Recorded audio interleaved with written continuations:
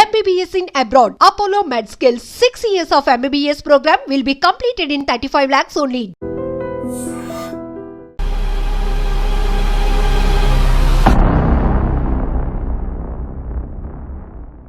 Welcome to lawyer shop.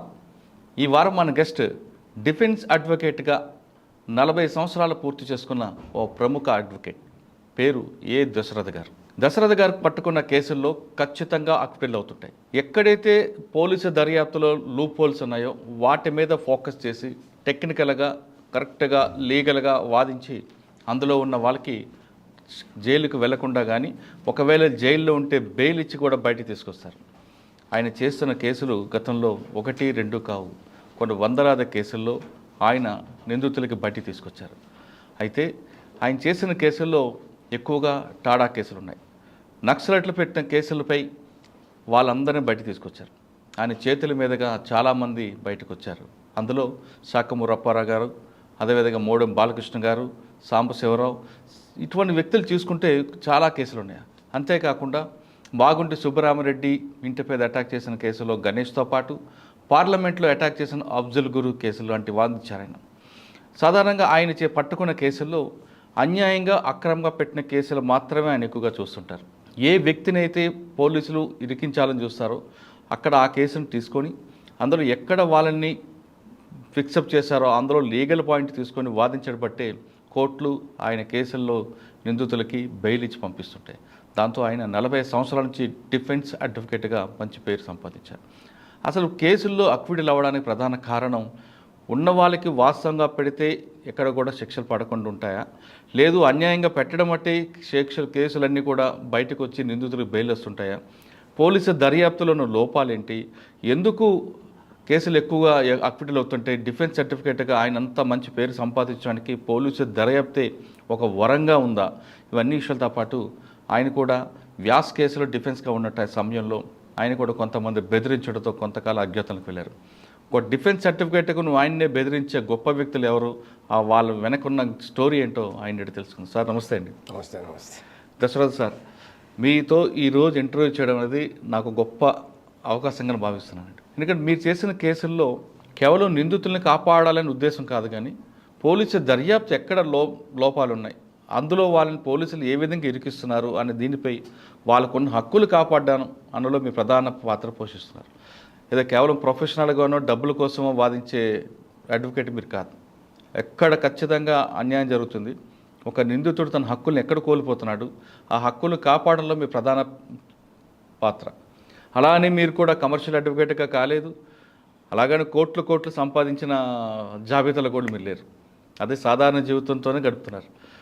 మీరు ఎంచుకున్న ఈ లైన్ అంటే కేవలం టాడా కేసులు అవ్వచ్చు, లేదా ఛత్తీస్గఢ్లో ఉన్న సురక్ష కేసులు లాంటివి, కానీ నక్సల్స్ కేసులు ప్రధానంగా తీసుకుంటే మీ చేతుల మీద చాలామంది బెయిల్ తీసుకుని బయటకు వచ్చారు, తర్వాత అమరులయ్యారు.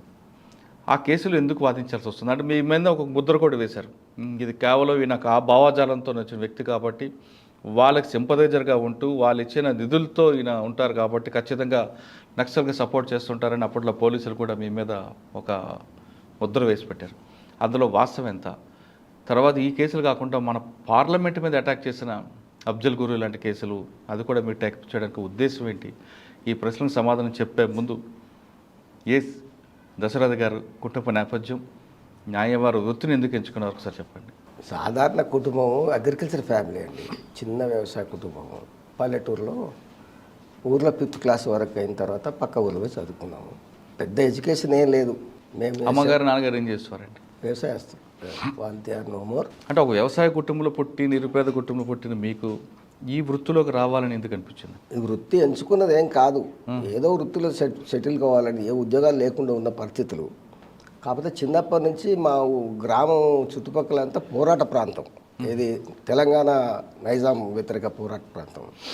మా అమ్మ చెప్పేవారు, ఈ విధంగా వాళ్ళు వచ్చారు, చీకటి వాళ్ళు అంటారు వాళ్ళను, వచ్చేసేసేది తర్వాత రజాకారులు వచ్చేవాళ్ళు, ఈ విధంగా మేము ఎదుర్కొన్నాము, ఈ గుట్టల్లో ఇక్కడ దాక్కున్నాము, ఈ విషయాలన్నీ చెప్పేది.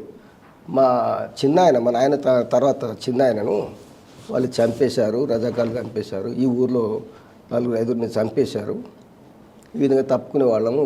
అప్పటి పరిస్థితులు ఇట్లా ఉండే. ప్రధానంగా రేణిగూడ రామరెడ్డి ఆ గుట్టల్లో ఉండేవాడు. ఎవరండి? రేణుగుంట రామరెడ్డి, కురారం రామరెడ్డి అనేది రేణుగుంట రామరెడ్డి. ఆ గుట్టలో ఉండేవాడు. అతను చాలా సాక్రిఫైస్ చేశాడు.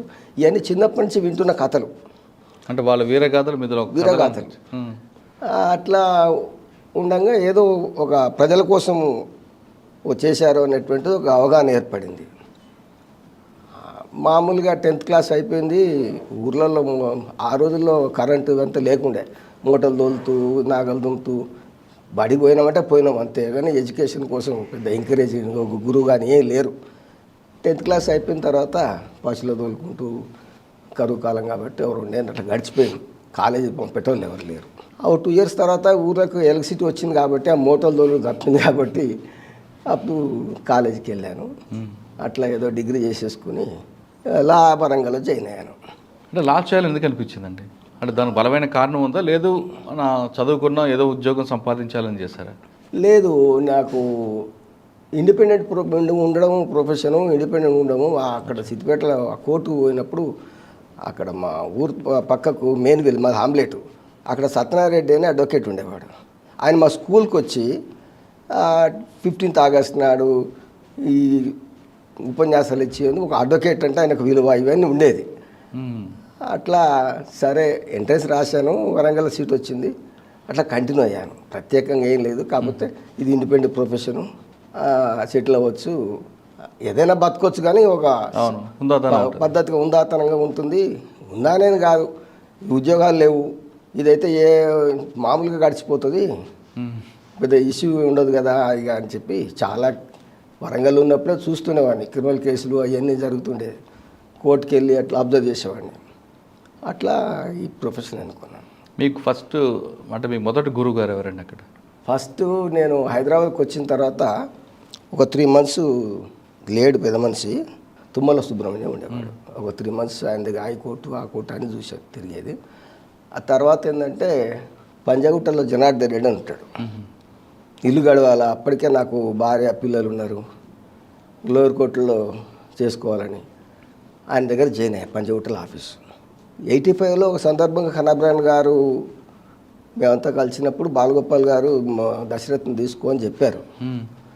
కాకపోతే నాకే హైకోర్టులో ఉంటే మ్యాటర్స్ వచ్చేది ఎప్పుడు, నేను ఇల్లు గడిచేది ఎప్పుడు, కింద కంటే ఏ బిల్ అప్లికేషన్స్ వారంట్ రికాల్స్ ఏదో నడుస్తుందని చెప్పి నేను జాయిన్ కాలే.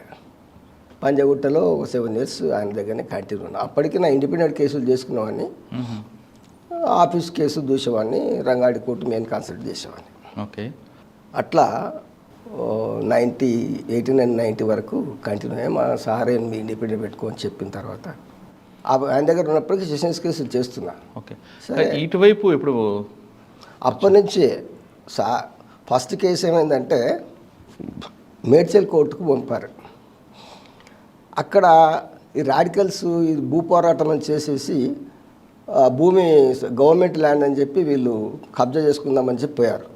అక్కడ దళితులు వీళ్ళంతా కలిసి అక్కడ భూస్వాములు పక్కకు ఉన్నటువంటి ఒక గొల్లాయనను ముందర పెట్టేసేసి ట్రాక్టర్ని వీళ్ళు దాడికి వచ్చారు. ఆ కొట్లాటతో ఆయన చనిపోయాడు. వాళ్ళు భూస్వాములు ఏం చేశారంటే దళితుల ఇండ్లన్నీ కాలబెట్టారు.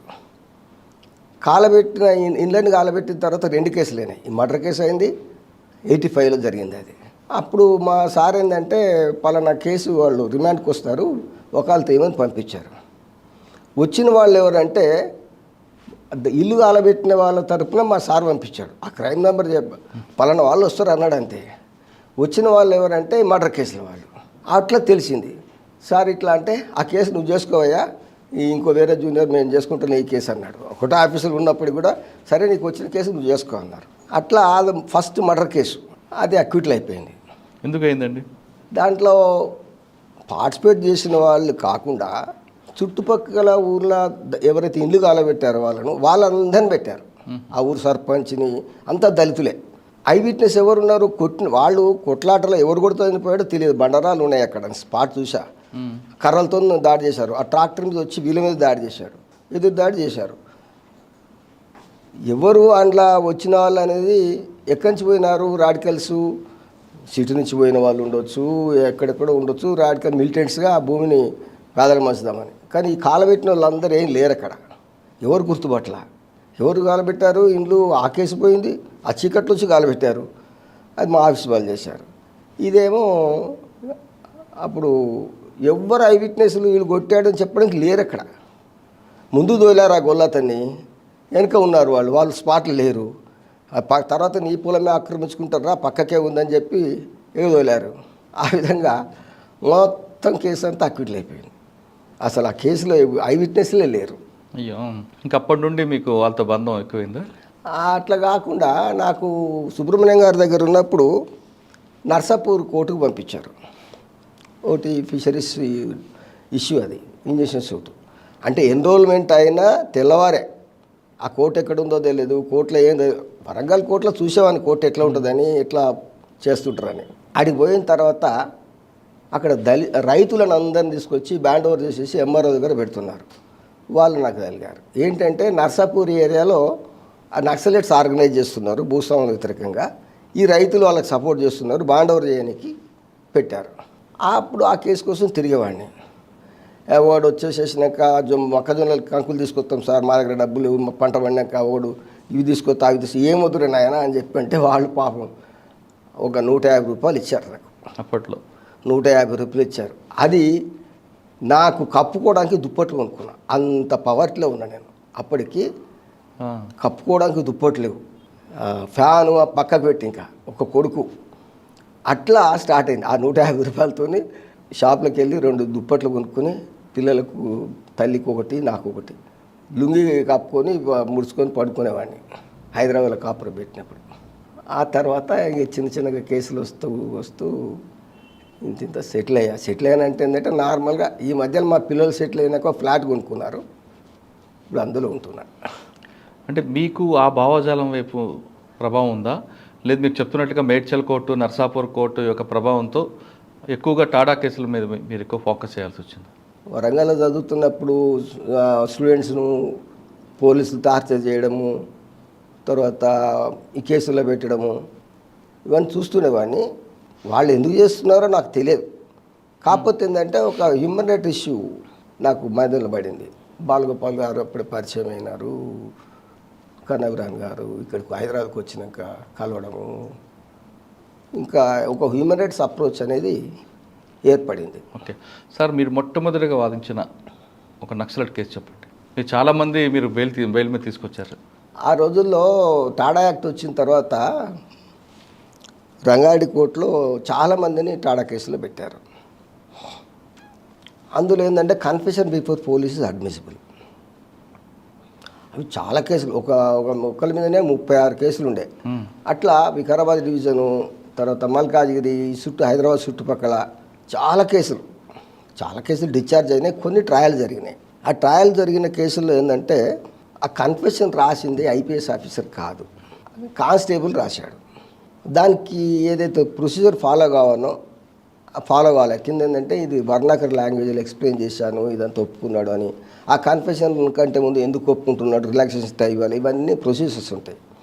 ఊరికి రాసేసాడు. అందులో ఏం రాశాడంటే ఫిలాసఫీ, మావోయిస్ట్ ఫిలాసఫీ నేను నమ్మి ఆకర్షితుడే ఇందులోకి పోయినా అని చెప్పడానికి ఆయన ఉద్దేశం అయితే, ఆ ఫిలాసఫీ రాయడానికి రాలేదు అతనికి. ఫిలాసఫీకి నేను ఫిలాసఫీ రాయకుండా ఏం రాశాడు, ఏదో రాంగ్ స్పెల్లింగ్ రాశాడు, ప్రొనౌన్స్ చేయకుండా ఉంది. ఫిలాసఫీ అనేది కానిస్టేబుల్ లెవెల్లో ఉన్నవాడికి ఫిలాసఫీ పిఎస్ఓ రాయకుండా ఏదో రాశాడు. అయితే అప్పుడు ఐపీఎస్ ఆఫీసర్ గారిని అడిగా నేను, మీరే రాశారంటున్నారు, మీకు ఫిలాసఫీ స్పెల్లింగ్ తెలియదా అని చెప్పి. ఇంకా కంగు తిన్నాడు. ఎందుకంటే ఆయన ఏదో కిల్వాళ్ళు రాస్తే సంతకాలు చేయడం పిఎం ఉండదు. కన్ఫెషన్ అడ్మిసిబుల్ అని చెప్పి అన్నప్పుడు మరి ఇంగ్లీష్లో టైప్ చేసింది, ట్రూ లాంగ్వేజ్లో చెప్పగలుగుతారా మీరు, వాళ్ళు చెప్పింది. ఇప్పుడు వాళ్ళు ఏదో కథన చెప్తారు, ఏదో వాళ్ళు తోచింది మాట్లాడతారు, దాన్ని ట్రాన్స్లేట్ చేసి చేస్తావా అంటే, నువ్వు ఐపీఎస్ ఆఫీసర్, నువ్వు నన్ను ఎగ్జామ్ పెడతావా, ఆమె ఐపీఎస్ ఆఫీసర్. జడ్జి గారు ఏంటంటే ఎందుకు లేదు తగాదేంది, ట్రూ ట్రాన్స్లేషన్ చేయలేదని చెప్పి రాసి పడేశాడు. ఎందుకంటే మావాడు ఏదో కథ చెప్తాడు, అని చెప్పినట్టు ఇంగ్లీష్లో ట్రూ ట్రాన్స్లేషన్ చేస్తావా.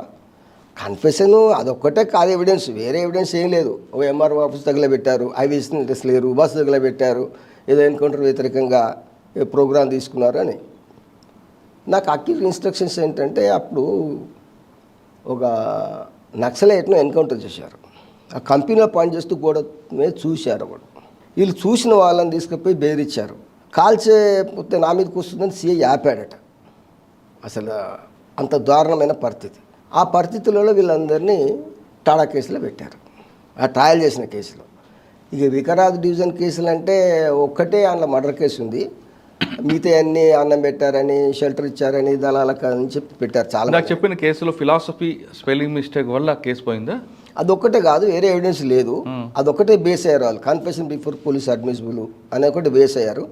బస్ దగ్గర పెట్టినటువంటి ఐ విట్నెస్లు ఎవరు చెప్పలేకపోయినారు. తర్వాత కానీ అందులో మీరు క్రాస్ ఎగ్జామ్ ఎదుర్కొన్న ఐపీఎస్ ఆఫీసర్ ఏమన్నారండి? పేరు చెప్పడం బాగుండదు. పేరు చెప్పొద్దు. ఆయన దాన్ని డిఫెన్స్ తీసుకున్నాడా? ఆయన డిఫెన్స్లో పడ్డాడా? డిఫెన్స్లో పడ్డాడు.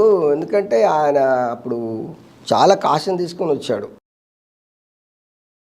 ఆయన ఐపీఎస్ ఆఫీసర్గా ఉన్నప్పుడు జరిగిన కేసులు అవి. మళ్ళీ మూడు కేసులు ఉంటే ఇక అన్నిట్లో ఈ క్రాస్ ఎగ్జామ్ ఎందుకని చెప్పి common cross examination common chief కొట్టించారు జడ్జి గారు. ఎంబారస్మెంట్ ఎందుకు, ఇంత ఇదే ఉంటుంది అని. అది కాకుండా టార్చర్ చేశారు, ఇవన్నీ చేశారు, ఇవన్నీ మీరు అక్రమంగా పెట్టారని చెప్పి అంటే అక్కడ నుండి మీకు నక్సల్ సంబంధించిన కేసులు ఎక్కువగా రావడం ప్రారంభించాయి? అవును. ఇప్పుడు అదొక్కటే కాదు, వికారాబాద్ డివిజన్లో రంగారెడ్డి కోర్టులో ఉన్నది కాబట్టి అక్కడ ఉండేవాడిని కాబట్టి ఆ మిలిటెంట్స్ అందరినీ, మిలిటెంట్స్ అనేవాడేవాళ్ళు అన్నం పెట్టారని. అందులో ఒక వడ్డీ వ్యాపారం చంపిన కేసు ఒకటి తప్ప అన్నీ కూడా అన్నం పెట్టారు, షెల్టర్ ఇచ్చారు, ఇవే కేసులు. అది టాడా కేసులే. దానిలో ఏ ప్రైమ్ ఫేస్ లేదు కాబట్టి అవన్నీ కేసులు డిశ్చార్జ్ అయిపోయినాయి. తర్వాత వ్యాస్ మర్డర్ కేసులో నయీం అరెస్ట్ అయినాడు. అరెస్ట్ అయిన కేసు కూడా సరుణ మన సంగారెడ్డి ఇది సనత్ నగర్లో చూపించారు అరెస్ట్ను, ఎక్కడయ్యారు తెలియదు. ఆ కేసు కూడా అక్కడనే ట్రయల్ జరిగింది. ఆ కేసు అక్విట్లు అయిపోయింది. వెపన్ దొరికినట్టుగా పెట్టారు. అంటే నయీంని సనత్ నగర్లో అరెస్ట్ చూపించారు, వెపన్ దొరికినట్టు చూపించారు. వెపన్ దొరికిన చూపించారు, అది ప్రూవ్ కాలేదు, అక్విట్లు అయిపోయింది. అతను వ్యాస్ కేసు అంటే కనబ్రాన్ చేశారు. బెంగళూరు కాన్స్పిరసీ కేసు కూడా కనవరానే, కానీ మేము అసిస్ట్ చేశాము. బెంగళూరు కాన్స్పిరసీ ఏదండి? పటేల్ సుధాకర్ రెడ్డి బెంగళూరులో డెన్ మెయింటైన్ చేశాడు, తర్వాత ఆయుధాలన్నీ సమకూర్చుకున్నాడు అని చెప్పి అక్కడ పట్టుకొచ్చి ఒక కాన్స్పిరసీ కేసు, ఈ మావోయిస్టులు అందరూ కలిసి మొత్తం తెలంగాణలో ఆంధ్రలో కేసులో ఒక బ్యాచ్ ఆఫ్ కేసు పెట్టి ఒక కాన్స్పిరసీ కేసు పెట్టారు. అందులో వెపన్స్ చాలా వెపన్స్ ఉన్నాయి, లారీ ఉంటాయి, అన్ని తుపాకులు అవన్నీ పెట్టేసి వస్తే కనబ్రాను, తర్వాత చల్ల నరసింహరెడ్డి, బోనాల్ కిషన్ రావు వీళ్ళు అందరు కలిసి చేశారు.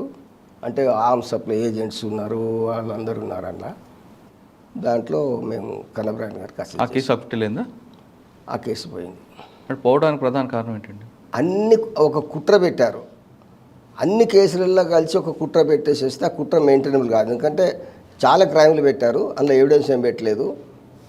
అవి సీజర్ అక్కడనే అయినట్టుగా ఆ సీజర్ ప్రాపర్లీ ప్రూవ్ చేయలేకపోయారు. ఆ వెపన్స్ మేకప్ ఉంటుంది, నంబర్లు ఉంటాయి, సీల్స్ ఉండాలి, మ్యాన్పులేట్ కాకుండా ఉండాలి, ఇవన్నీ ఉంటాయి. సుధాకర్ రెడ్డి ఏమన్నారంటే, కన్ఫెస్ చేసినారంటే ఆ పోలీస్ ఆఫీసర్ను నా వారం రోజులను తలకిందులుగా వేలాడి టార్చర్ చేశారు, ఒక హాఫ్ అన్ అవర్ నాకు అప్పచెప్పేసేస్తే ఇదంతా నేనే చేశాను ఒప్పిస్తా అతనితో కోర్టులో. కేసులు పెట్టడం వరకే కానీ, అరెస్టులు పెట్టడం వరకే కానీ సైంటిఫిక్ ఇన్వెస్టిగేషన్ చేయట్లేదు పోలీసు వాళ్ళు. సార్ కానీ అప్పటికే పార్వతీపురం కుట్ర కేసు, రామ్నగర్ కుట్ర కేసు, ఈ రెండు పోలీసులకి పైచేయి వచ్చాయి, రెండు సక్సెస్ అయ్యి. దాన్ని మోడల్గా, దాన్ని కేస్ స్టడీగా తీసుకున్న పోలీసులు ఈ బెంగళూరు కుట్ర కేసులు ఎందుకు ఫెయిల్ అనుకుంటారండి? అంటే అక్కడ ప్రాపర్గా సీజర్ లేదని, మిగతా విషయం ప్రాపర్గా సీజర్ లేదు, ఎవిడెన్స్ కలెక్షన్ చేయలేదు, ప్రూవ్ చేయలేకపోయారు. దానివల్ల ఆ రెండు పోయి ఉంటారు. సార్ మీరు చాలామందికి బెయిల్ ఇప్పించారు, సాకమూరు అప్పారావు గారు, మోడెం బాలకృష్ణ గారు. అది కన్నబ్రాన్ ఆఫీసే, నేను సొంతంగా ఏం చేయలేదు, అది కన్నబ్రాన్ ఆఫీస్ నుంచే. సరే వీళ్ళందరితో మీరు మాట్లాడి ఉంటారు కదా కోర్టులోనో లేదా జైల్లో? అవును. అప్పుడు మీరు చూసిన లీడర్లు ఎవరెవరు మీ దగ్గరికి మాట్లాడారు? జైలు పోరాటం అని చేశారు, ఖైదీల హక్కులని జేఎస్ఈడిఆర్ అని పెట్టారు. ముషీరాబాద్ జైలు, ముషీరాబాద్ సెంచల్గూడ నుంచి ఖైదీల హక్కుల పోరాటం అని పెట్టారు. Joint action committee for democratic rights అని పెట్టారు. అప్పుడు ఆంధ్ర తెలంగాణ మొత్తంలో టెంట్లు వేసేసి ధర్నాలు చేస్తూ ఖైదీలకు హక్కులు ఎందుకు ఉండకూడదు, వాళ్ళు ఇన్హ్యూమన్ ట్రీట్మెంట్ ఉండకూడదు అని చెప్పి డిమాండ్స్ పెడుతూ చేశారు. ఎన్టీ రామారావు గవర్నమెంట్లో. వరంగల్ జైల్లో కూడా జరిగింది కదా, మొత్తం త్రూఅవుట్ జైల్స్లో జరిగింది. బయట కూడా టెంట్లు వేసేసుకున్నారు, చాలా పెద్ద స్ట్రగుల్ చేశారు. దాంట్లో మేము పార్టిసిపేట్ చేశాను. అందులో భాగంగా జైలుకు క్లయింట్లు కూడా మా ఆఫీస్లో క్లయింట్లు కూడా కాబట్టి అట్లా నేను అందరినీ కలిశాను. శాఖవరపురం కలిశాను, మోడే బాలకృష్ణ కలిశాను, సుధాకర్ రెడ్డిని కలిశాను. గణేష్ కేసు కూడా మీరే చేయాలని, ఇక్కడికే చేయాలని చెప్పి అక్కడ ఇన్ఫ్లుయెన్స్ పర్సన్ అని చెప్పి అంటే ట్రాన్స్ఫర్ పిటిషన్ వేసి హైదరాబాద్ కోర్టుకు మెట్రోపాలిటన్ సెషన్ చేసి ట్రయల్ జరిగింది. ఆ కేసు నేను ప్రత్యేకంగా కన్నెబ్రాన్ గారితో నేనే చేశాను. ఎక్కువ కన్నెబ్రాన్ నేనే చేశాము. బాలగోపాల్ కూడా వారు కూడా మాకు రిటర్న్ ఆర్గ్యుమెంట్స్కు హెల్ప్ చేశారు. ఈ విధంగా జైలు స్ట్రగుల్నప్పుడు ఎట్లా డెమోక్రటిక్ రైట్స్ సిఎల్సిలో ప్రైమరీగా ఉండేది మెంబర్ నేను పౌర హక్కుల సంఘంలో. ఆ విధంగా వీళ్ళందరితో కలుస్తున్నప్పుడు మీరు వాళ్ళతో మాట్లాడే సమయంలో వాళ్ళ భావజాలం వైపు మీరేమైనా జైల్లో మాట్లాడినప్పుడు కేసులు ఏంటి, వాళ్ళ సమస్యలు ఏంటి తప్ప వాళ్ళ సిద్ధాంతాలు ఇవి అవి మాట్లాడని కుదరదు. పైగా అక్కడ ఒక ఆఫీసర్ కూర్చుంటాడు, దూరంగా అబ్జర్వ్ చేస్తుంటారు. అవేం ఉండవు. వాళ్ళు ఏం చేస్తున్నారో వాళ్ళ సిద్ధాంతం ఏందో మాకు డిస్కషన్స్ అనేది తావే అసలు ఛాన్సే ఉండదు. ఆ అవసరం కూడా లేదు మాకు. ప్రొఫెషనల్ అడ్వకేట్గా వెళ్ళి మాట్లాడరావడం అంతవరకే, ఇంకా వేరే విషయాలు మనకు అనవసరం. సార్ మీరు ఇప్పుడు చెప్తున్నట్లుగా గణేష్ మాగంటి సుబ్బరామరెడ్డి గారు మీద అటాక్, ఆయన చనిపోవడం ఒంగోలులో పట్టపగలు, అక్కడ చంపి ఆయన పారిపోయిన తర్వాత దొరకడం, అరెస్టులు అంతా మీకు తెలిసిందే. మరి ఆ కేసులో ఇప్పటి వరకు ఆయన ఇంకా స్ట్రగుల్ ఫేస్ చేస్తున్నాడు కదా, కారణం ఏంటంటారు? ఒకసారి ఆ కేసు గురించి చెప్పండి. ఆ కేసు ఏంటంటే ఛార్జ్షీట్ ప్రకారంగా అది సిబిఐ చేసింది. ఎందుకంటే అక్కడ సెంట్రల్ గవర్నమెంట్ ఏమో కాంగ్రెస్ ఉండింది, ఇక్కడేమో తెలుగుదేశం గవర్నమెంట్ ఉండింది. దాంట్లో ఈ గవర్నమెంట్ నమ్మకం లేక వాళ్ళు మాగుడు సుబ్బరామరెడ్డి వాళ్ళు కాంగ్రెస్ వాళ్ళు కాబట్టి వాళ్ళ కోరిక మేరకు సిబిఐ సెంట్రల్ గవర్నమెంట్ ఆధ్వర్యంలో సిబిఐ ఇన్వెస్ట్ చేసింది. దాంట్లో ఛార్జ్షీట్ ప్రకారంగా ఏం చెప్తారంటే జైల్లో ఉన్నటువంటి నక్సలైట్లను విడుదల చేసుకోవడానికి వచ్చారు. అక్కడ గన్మెన్ కాల్పులు చేశాడు సుబ్బరామరెడ్డి గన్మెను. ఆ గణేష్కు తూటపడింది. మిగతా వాళ్ళందరూ ఫైర్ చేసేసారు, పారిపోయారు. అట్లా గణేష్ కూడా తీసుకుపోయారు అని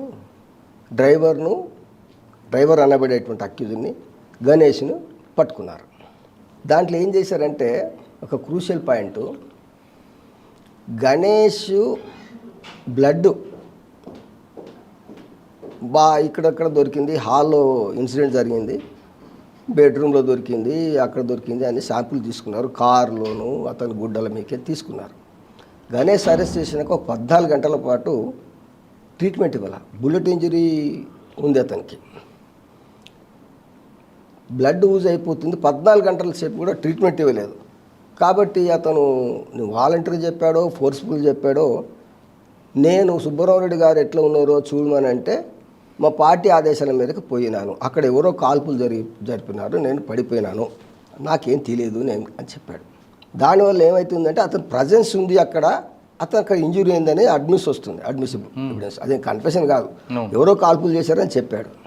ఎంతమంది వచ్చినారు ఏమొచ్చినారు అదంతా ఏముండదు, వీళ్ళ కథనం 7-8 మంది వచ్చారని కాల్పులు చేశారని. అప్పుడు డ్రైవర్ను గణేష్ది ఒక 2 ఇంజూర్డ్ 2 డెత్. ఒక గన్మెన్ చనిపోయాడు, సుబ్బరామరెడ్డి గారు చనిపోయారు, ఒక 2 వాళ్ళ అనుచరులు ఇంజురీస్ అయ్యారు. ఒకరికి బాడీలో బుల్లెట్ కూడా ఉన్నది. వీళ్ళిద్దరి బ్లడ్ శాంపుల్ తీసుకున్నారు, డిఎన్ఏకి పంపించారు ప్రూవ్ చేయడానికి సిబిఐ వాళ్ళు. అందులో రిపోర్ట్ ఏమొస్తుందంటే all the accused, all the injured, all the deceased and another DNA is present అన్నాడు. అరే వినండి, కేసు ప్రకారంగా ఇంజురీ అయింది అసలేంటి ఒక్కడే, అక్యూజ్డ్ ఒక్కడే. 2 డిసీజులు, 2 ఇంజురీలు, 5గురే. కానీ ఆల్ ద అక్యూజ్డ్ అంటే డ్రైవర్ బ్లడ్ ఉంది, గణేష్ బ్లడ్ ఉంది, సచినలో బ్లడ్ ఉంది, ఇంజురీ బ్లడ్ ఉంది, అనదర్ బ్లడ్ ఉంది అని అంటాడు. అది ఎవరిది? అక్కడ మేము సైంటిస్ట్ని క్రాస్ చేశాను. అక్కడ పొరపాటు సైంటిస్ట్ ఏం చేశాడంటే డిసీజ్ యొక్క శాంపిలే కలెక్షన్ చేయాల. అరే చెయ్యకుండా గ్రూప్స్ సాధారణంగా ఒక్కలే ఉంటాయి, నా బ్లడ్ గ్రూప్ నీవు ఉండొచ్చు కానీ డిఎన్ఏ వేరు ఉంటుంది. అట్లా ఈ diseased injured blood, disease blood ఈ A2కు వీళ్ళ A1కు టాలీ అయింది. A1 ఏమో బెడ్రూమ్లోకి పోలేదు, బాత్రూంలో ఎక్కడ పోలేదు, ఆ ఇంజూర్డ్ పర్సన్ దాక్కున్నారు. హాల్లో మాత్రమే ఇంజూరీ కాగానే వెళ్ళిపోయాడు. ఉమ్. సరే అతని గుడ్డల మీద ఉంది అంటే ఆ హాల్లో తప్ప అతని గుడ్డల మీద తప్ప ఉమ్. బెడ్రూమ్లో కానీ బాత్రూంలో కానీ ఆయన ఉండే అవకాశం లేదు. తీసుకునే శాంపుల్ బెడ్రూమ్లోకి వెళ్ళి బాత్రూంలోకి వెళ్ళి అంటే గణేష్ ఆ రూమ్లో పోలేదు, డ్రైవర్ అసలే పోలేదు. వీళ్ళు కాకుండా ఇంకో బ్లడ్ ఎక్కడుంది? సైంటిస్ట్ ఆన్సర్ చెప్పలేము. నేను చెప్పే ఇద్దరికి అది ఎవరు పోయారో నాకు తెలియదు, కానీ డిసీజ్ శాంపుల్ లేకుండా నువ్వు డిసీజ్ శాంపుల్ కాకుండా ఇంకో ఉంది, డిసీజ్ ఉన్నారు అక్యూజ్డ్ ఉన్నారు అని చెప్పడం అంటే ఆ డిసీజ్ శాంపుల్ మా ల్యాబ్లో ఉంది అన్నాడు. డిసీజ్ ల్యాబ్ మేము డేటా కలెక్షన్స్ ల్యాబ్లో ఉందంటే శాంపులే కలెక్షన్ చేయకుండా ఎక్కడ ఉంటుంది? దానికి ఏ కోర్టు ఆన్సర్ చెప్పలా. సుప్రీంకోర్టులో కూడా గ్రౌండ్ రేజ్ చేసాము. డిఎన్ఏ సైంటిఫిక్గా ఒప్పుకుంటున్నాను, ఎందుకంటే ఇది ప్రజెన్స్ డైయింగ్ డిక్రేషన్ అనబడే స్టేట్మెంట్ ఉంది, ప్రజెన్స్ ఉంది కదా. కాబట్టి ఏం ఆన్సర్ చేయకుండా సుప్రీంకోర్టు కూడా అప్పీల్ చేసింది. ఈ బాబు డ్రైవర్ ఉన్నాడు కదా, అసలు డ్రైవర్ ఇంజురీ లేదు, డ్రైవర్ బ్లడ్ ఎవరు నమ్ముతారు? డ్రైవర్ ఇక్కడనే అక్విట్లు అయిపోయాడు హైకోర్టులో. అప్పుడు అగేన్స్ట్ అక్విటల్ సుప్రీంకోర్టులో కూడా వేశారు. అతనికి అక్కడ లీగల్ ఎయిడ్ అడ్వకేట్ని పెట్టారు. అతను మొదటి నుంచి హైకోర్టు నుంచే బయటపడ్డాడు. ఇద్దరికి శిక్ష పడింది కింది కోర్టులో. సార్ మరి డిసీజ్డ్ బ్లడ్ గ్రూప్ లేకుండా వీళ్ళిద్దరిని ఎలాగ మీరు ఫిక్సప్ చేశారు వాళ్ళు సిబిఐ? బ్లడ్ గ్రూపులు ఒకలే ఉంటాయి, సిరాలజికల్ రిపోర్ట్ చదివా. దాని ప్రకారంగా బ్లడ్ గ్రూపులు ఈ బ్లడ్ గ్రూప్ ఉన్నందుకు కన్ఫ్యూజ్ అయిపోయాడు. అసలు డిసీజ్ బ్లడ్డే తీసుకోలేదనే విషయమే మర్చిపోయి గ్రూపులు కలిసిపోయాయి కాబట్టి ఎల్ఎల్సి టాలీ అయిపోయినాయి అని చెప్పి ఇంకోటి టాలీ అయితే లేదు. ఒకటి బ్లడ్ గ్రూప్ ఒక ఇంజురీ కలుస్తుంది, ఇంకోటి కలుస్తలేదు. కాబట్టి 6 చూపిస్తున్నాడు అక్కడ. ఉన్నది 5. ఉన్నది 5. 5 డ్రైవర్ లేడల్లా. 6 కాకుండా ఇంకో ఎక్కువ చూపిస్తున్నాడు, ఇంకొక 7 చూపిస్తున్నాడు. ఇప్పుడు ఆ కేసులో మరి గణేష్కి శిక్ష పడ్డానికి ప్రధాన కారణం ఏంటి? శిక్ష పడ్డానికి ప్రధాన కారణం ఏంటంటే అతని అడ్మిషన్. అక్కడ అతని ప్లీ ఏంటంటే, నేను పిఏ దగ్గరికి పోయాను, నా ఒక బుక్ కూడా మర్చిపోయాను అక్కడ, ఆ బుక్ సీజ్ చేశారు. అక్కడ కాల్పులు జరిగినాయి, నేను పోయింది అక్కడ వింజమూరులో పీజీ సెంటర్ ఓపెన్ చేయడానికి అడగనికి పోయాను అని ఒక ఫ్రీ థింక్ స్టూడెంట్స్ మేము దానికి సంబంధం లేదు అని అతని ప్లీ. అతని ప్రజెన్స్ ఉంది కాబట్టి, అతని ఇంజురీస్ ఉంది కాబట్టి, అతను దగ్గర దొరికింది అనబడేటువంటి వెపన్ కూడా దీనిలో పార్టిసిపేట్ చేసినటువంటి బుల్లెట్ టాలీ అవుతుంది కాబట్టి అని వేశారు. ఇతని దగ్గర వెపన్ దొరికిందా అంటే ఇతను ఇంజూరీ అయ్యాడు, వాళ్ళు ఎక్కడో తీసుకుపోయారు, వదిలేసేసారు. ఈయన ప్లీ ఏంటంటే ఇంజురీస్ అయిన తర్వాత ఏ కార్లో కూర్చున్నో ఎటు పోయినా నాకు తెలియదు. ఆ కాశీ గార్డెన్లో వదిలేసేస్తే కాశీ గార్డెన్లో చుట్టూ పోలీసులు మూగారు. మరి వాళ్ళు పెట్టిపోయారా వెపను, ఇంకెవరు పెట్టిపోయారో ఆ వెపన్ నాకు అంట కట్టారు. అంతే ఈయన ప్లీ. అంటే అక్కడ ఫింగర్ ప్రింట్స్ తీసుకోలేదా వెపన్ మీద? ఫింగర్ ప్రింట్స్ అసలే లేదు. వెపన్ ఎవరు యూజ్ చేశారు, ఫింగర్ ప్రింట్స్ తీసుకోవాలా. లేని వాళ్ళు బ్లడ్ చూపిస్తున్నారు, డిఎన్ఏ దాకా వెళ్ళారు. ఆ సిబిఐ పీపీఐ ఇక అసలు నెత్తి పట్టుకొని ఏం చేస్తాం. అంటే ఇక్కడ సాధారణంగా అటువంటి ఇష్యూల్లో వెపన్ సీజ్ చేసినప్పుడు ఇక్కడ కూడా వాళ్ళు gun residue powder test out చేస్తారు, వెపన్ మీద ఫింగర్ ప్రింట్స్ తీసుకుంటారు. ఇవేమీ చేయలేదా? అవేం చేయలేదు. వాళ్ళు కోర్టు రిలేయింది ఏంటంటే ఆ వెపన్లకి వెళ్ళిన బుల్లెట్ ఒక ఇంజూర్డ్ బాడీలో ఉంది. అది ఈయన చేశాడని గ్యారెంటీ ఏంటి? ఈయన దగ్గర దొరికిందంటారు. ఈయన దగ్గర దొరికిందని ఫింగర్ ప్రింట్ లేదు కదా. ముందర దొరికింది. ఈయనేమో ఇంజురీతో రోరింగ్ లో ఉన్నాడు, చుట్టూ మూగారు. ఎవరైనా మిస్ఫైర్ వెళ్ళి ఉండొచ్చు కదా. వాళ్ళు ప్రాసిక్యూషన్ రిలే అయిందంతా కేవలం ఆ బుల్లెట్ టాలీ అయింది. ఈయనకి ఇంజురీస్ ఉన్నది. ఈయన మేజిస్ట్రేట్ దగ్గర మా పార్టీ వాళ్ళు చెప్తే నేను ఎట్లున్నానో చూసినా అని చెప్పి చెప్పుకున్నాడు. కాబట్టి అక్కడికి పోయింది ఈ చంపడానికి కోసమే పోయినారు, కిడ్నాప్ చేయడానికి పోసినారని చెప్పి. ఓకే సార్, ఎప్పటి వరకు ఆయన బయటకు వచ్చే అవకాశం ఉంటుందండి? 28 సంవత్సరాలు అవుతుంది ఆయనకు శిక్ష పడి. వాళ్ళ కుటుంబం కూడా కేసు గురించి పెద్ద పట్టించుకోవట్లేదు కదా. మాగంటి సుబ్రహ్మణ్యం కుటుంబం కూడా వాళ్ళు సుబ్రహ్మణ్యం గారి భార్య కూడా అతను రిలీజ్ చేస్తే మాకు అభ్యంతరం లేదని చెప్పి గవర్నర్కి లెటర్ కూడా పెట్టింది. ఈ మధ్యలో స్టేట్ గవర్నమెంట్ కూడా మాకు ఆబ్జెక్షన్ లేదండి. సిబిఐ ఇన్వెస్టిగేషన్ చేశారు కాబట్టి మా సెంట్రల్ గవర్నమెంట్కే పవర్ ఉందని చెప్పి ఆపారు. ఆయన ఎప్పుడూ రిలీజ్ కావాల్సింది. ఇప్పుడు మొన్న హైకోర్టులో ఆర్గ్యుమెంట్ జరిగింది, నళిన్ కుమార్ గారు చేశారు. ఏంటంటే అది తప్పు, సిబిఐ ఇన్వెస్ట్ చేసినంత మాత్రాన అది సెంట్రల్ గవర్నమెంట్ అఫెన్స్ కాదు అది. కొన్ని ఉంటాయి central government defence, arm protection, ఇటువంటివి ఉంటాయి. లాండ్ ఆర్డర్ ఎవరికైనా ఉంటుంది, స్టేట్ పవర్లో ఉంది కాబట్టి స్టేట్కే రిమిషన్ పవర్ ఉంటుంది. స్టేట్ కూడా వాదించింది. ఇప్పుడు పిరోల మీద ఉన్న అతనికి 1 month ఇంటర్వ్యూ బెయిల్ ఇచ్చేసి ఆర్డర్ రిజర్వ్ పెట్టారు. కాబట్టి ఆర్డర్ ఈయన ఫేవర్లో వచ్చే అవకాశం ఉంది. ఓకే సార్, ఇంకా మాగంటి సుబ్రహ్మణ్యం గారి విషయం అయింది. ఇంకా మీరు చాలా కేసుల్లో డిఫెన్స్లు తీసుకొచ్చారు, అక్విటల్ తీసుకొచ్చారు, డిఫెన్స్గా ఉంటుంది. పలానా కేసుల్లో ఖచ్చితంగా అక్విటల్ అవుతుంది అనుకున్న టైంలో టాడా కేసుల్లో కన్విక్షన్ వచ్చినవి ఏమన్నాయా? కన్విక్షన్ అయిన కేసు నేను చూడలేదు. మీ చరిత్ర లేదు అది. ఉపా కేసులు కూడా చేశా, ఉపా కేసులు కూడా కన్విక్షన్ రాలేదు. సపోజ్ ఇప్పుడు చిట్టెం నర్సిరెడ్డి మర్డర్ కేసు తీసుకుందాం. దాంట్లో చిట్టెం నర్సిరెడ్డి మర్డర్ కేసులో ఆయన ఎమ్మెల్యే, జైల్లో ఒక అతను నర్సప్ప అని ఉండేవాడు, అరెస్ట్ అయిన నక్సలైట్.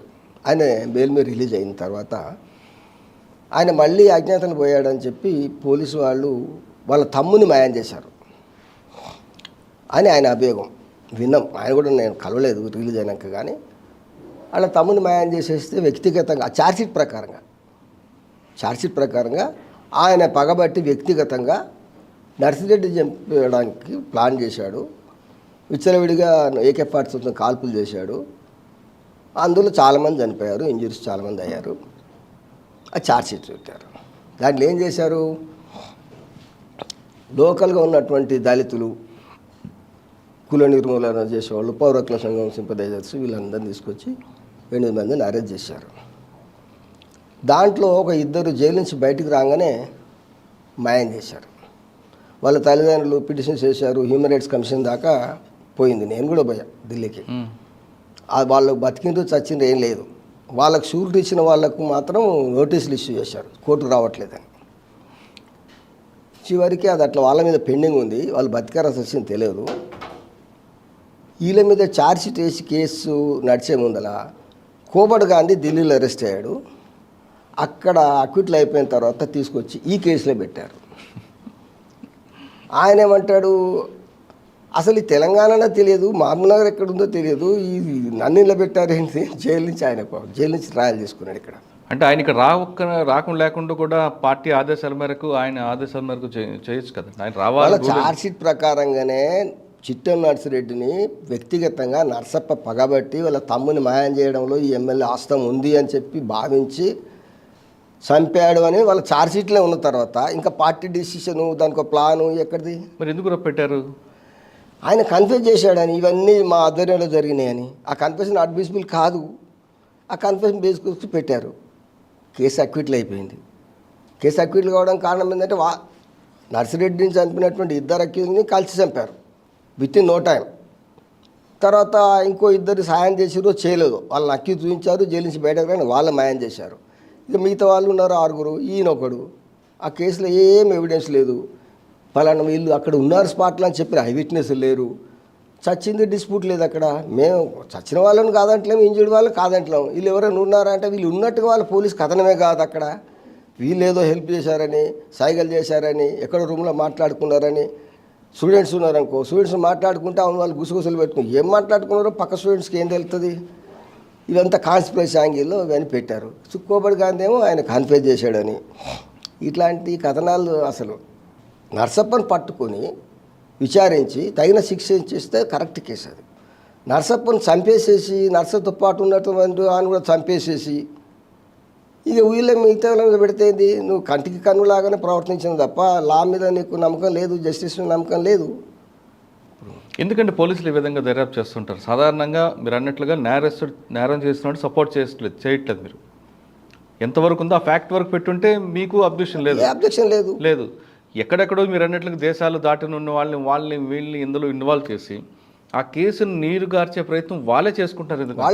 ఇప్పుడు ఛత్తీస్గఢ్లో ఒక మావోయిస్టు పెద్ద మనిషిని నారాయణ సైన్యాలను అరెస్ట్ చేశారు. ఆయనను కొత్తగూడెంలో అరెస్ట్ చేసినట్టు చూపించి మళ్ళీ ఛత్తీస్గఢ్ తీసుకుపోయారు. 8 సంవత్సరాలు జైల్లో ఉన్నాడు. ఆయన చారు మజుందార్ టైం మనిషి, ఆయన పార్టీ లీడర్ కావచ్చు, పేద మనిషి. అప్పటికే అరెస్ట్ వరకే 78 ఏళ్ళ దాకా ఉంటాడు ఆయన. ఆయన దగ్గర ములాఖాతు పోయినటువంటి మా డాక్టరు, ఛత్తీస్గఢ్ డాక్టర్ ఉన్నాడు, వినాయక్ సేన్ అని. ఆయన మీద కూడా ఊపా కేసు పెట్టారు. చివరికి సుప్రీంకోర్టు దాకా పోయి స్ట్రగుల్ చేసేసి అందరు human right advocates activist support వల్ల ఆయన బయటకు వచ్చాడు. కేసు ఏం ప్రూవ్ కాల. ఆయనను ఇక్కడ కొత్తగూడెంలో ట్రయల్ చేయాలంటే ఇక్కడ అరెస్ట్ చూపించారు కదా, వెపన్ చూపించారు. అప్పుడు ఏం చేసామంటే ఇక్కడ పీటీ వారెంట్ పెట్టి ఇక్కడ తీసుకొచ్చిన తర్వాత కేసు ట్రాన్స్ఫర్ అయింది ఇక్కడికి. పీటీ వారెంట్ ఇక్కడ ఈ జైలుకి వచ్చిన తర్వాత బెయిల్ మీద ఉన్నాడు. బెయిల్ వచ్చేసింది. బెయిల్ వచ్చిన తర్వాత కొత్తగూడెం తిరగలేదు, నేను కలకత్తాలో ఉంటాను, మా బంధువులు ఉన్నారు. అక్కడి నుంచి ఇక్కడ ట్రైన్లో ఖమ్మంలో నుంచి ఇక్కడికి పోయి మళ్ళీ పోవడం కుదరదు అని హైకోర్టుకు ట్రాన్స్ఫర్ పిటిషన్ వేస్తే హైదరాబాద్కి వచ్చింది. అది ట్రయల్ నేను చేశాను. వాళ్ళల్లో ఏం చేశారంటే అతను లిటరేచరు మావోయిస్ట్ లిటరేచర్ అని మావోయిస్ట్ లిటరేచర్ లేదట్లా, మామూలు బుక్స్ అవి ఉన్నాయి. క్రూషియల్ పాయింట్ ఏంటంటే అతని దగ్గర ఒక రివాల్వర్ దొరికిందని చెప్పి రాశారు, పంచనామా రాశారు, అంతా చేశారు. తీర వైపాన్ని చూస్తే పిస్టల్. మరి రివాల్వర్ ఎట్టిపోయింది, పిస్టల్ ఎక్కించి వచ్చింది అంటే ప్లాంట్ చేశారు కదా. కుక్కుడిది అది life punishment case, waging war ఇవన్నీ పెట్టారు.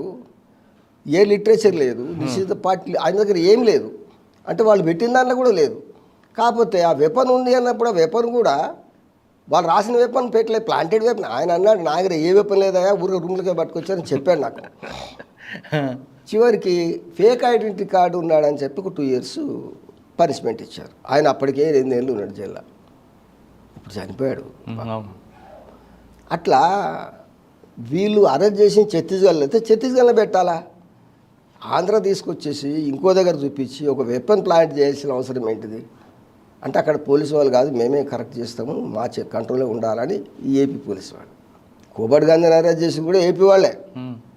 ఆ స్పెషల్ సెల్ ఢిల్లీ వాళ్ళు అన్నారు నాతోని, अरे आपका एपी का कहाँ है भाई, कहाँ से आते, हमारे को पता नहीं है यहाँ से, इतना बड़ा लीडर पकड़ा అక్కడికి ఆదిపోయింది కేసు. కోబడిగింది. ఇంకో కేసు గమ్మత్ ఏంటంటే ఆయన జైల్లో ఉన్నప్పుడు పంజాబ్లో ఒక కేసు రిజిస్టర్ చేశారు. ఆయన ఎప్పుడో పంజాబ్ యూనివర్సిటీలో స్పీచ్ ఇచ్చాడు, మావోయిస్టు ఫేవర్లో విద్యార్థులందరినీ ఉద్యమంలోకి వచ్చేట్టుగా కుట్రబడ్డాడని. జైల్లో ఉన్న తర్వాత ఎప్పుడో సంవత్సరం క్రితము 2 ఏళ్ల క్రితం యూనివర్సిటీకి వచ్చాడు అని కేసు పెట్టి కొత్త ఇప్పుడు పెడితే ఆ కేసు నిలుస్తుందా? అది బాగా ఎక్కడో విశాఖపట్నంలో ఎన్కౌంటర్ జరిగింది, అక్కడ ఈయన వచ్చాడు, ఈయన కాపాడడానికే జరిగింది అని ఒక అతను రాశారు ఛార్జ్షీట్ వేసేసి.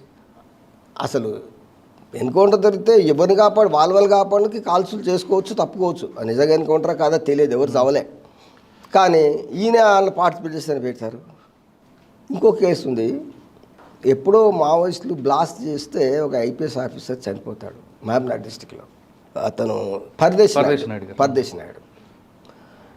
ఆ కేసులో ఆ దళం ఉందో లేదో, చనిపోయారో ఇంకా ఏం లేదు.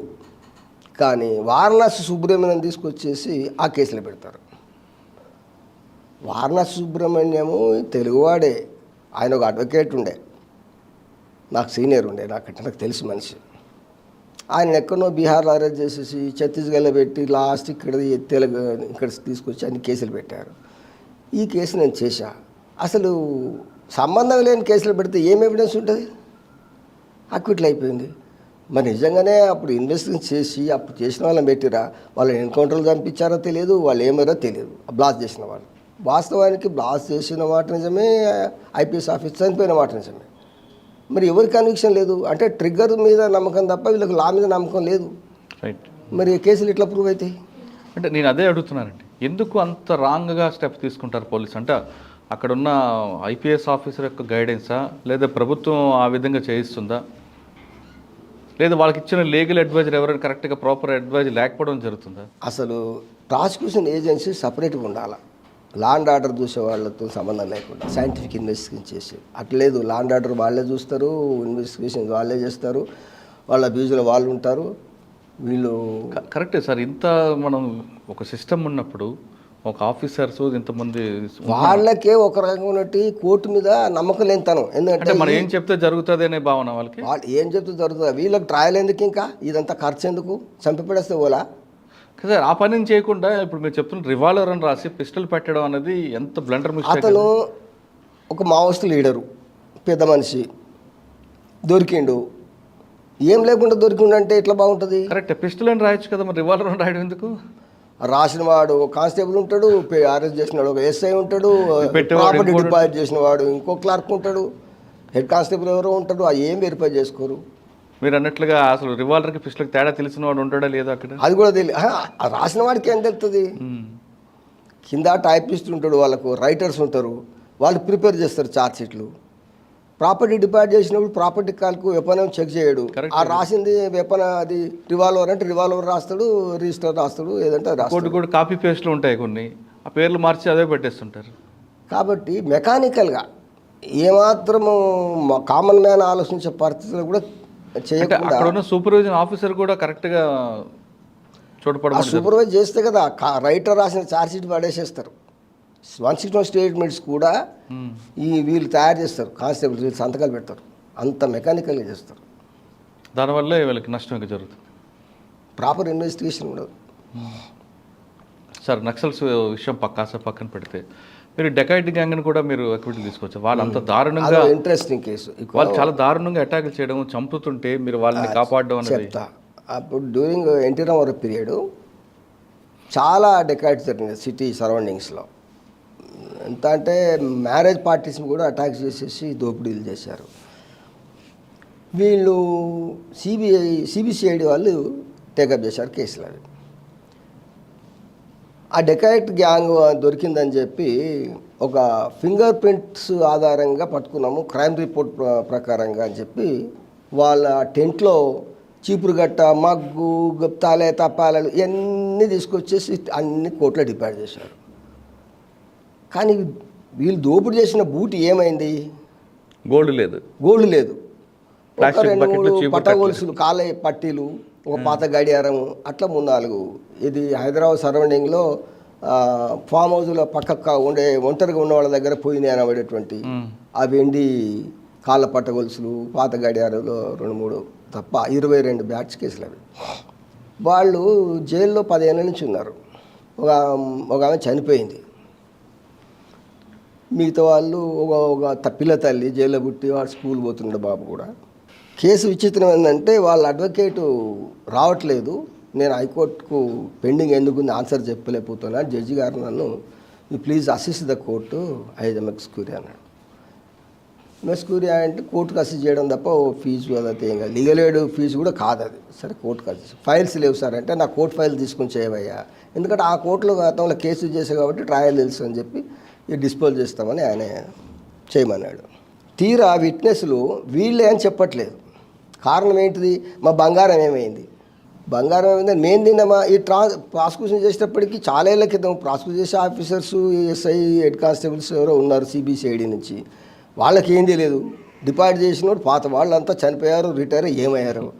విట్నెస్లు వస్తారు, బయట మాట్లాడుకుంటే విన్ననే వీళ్ళకి చెప్పమంటున్నారు మా బంగారం ఏమైందని విట్నెస్ అంటారు. నేను ఎవరినో వాళ్ళకి తెలియదు కదా, ఇక మనకెందుకు లేకూడదు అని కోర్టులో కూర్చుంటాం. తీరా ఏంటంటే వాళ్ళు ఎవరు వీళ్ళే ఐడెంటిఫై చేయరు, వీళ్ళే దోపిడీ చేశారని. వాళ్ళ వస్తువులే మరి పోయి వీళ్ళు చేశారు, మీ వస్తువులు ఇవ్వయ్యా అని చెప్పి కోర్టులో లేవా. మొత్తం కేసులు అక్విటల్. నేను అడిగా కంప్లైంట్ కాపీలో గోల్డ్ పోయినట్లుంది, రికవరీలో మాత్రం ప్లాస్టిక్ బకెట్లు, చీపురు కట్టలు. అయితే ఈ బంగారం ఎట్టుపోయిందని వాళ్ళ గొడవ. బంగారం లేదు, కేసు ఏం ప్రూవ్ అవుతుంది?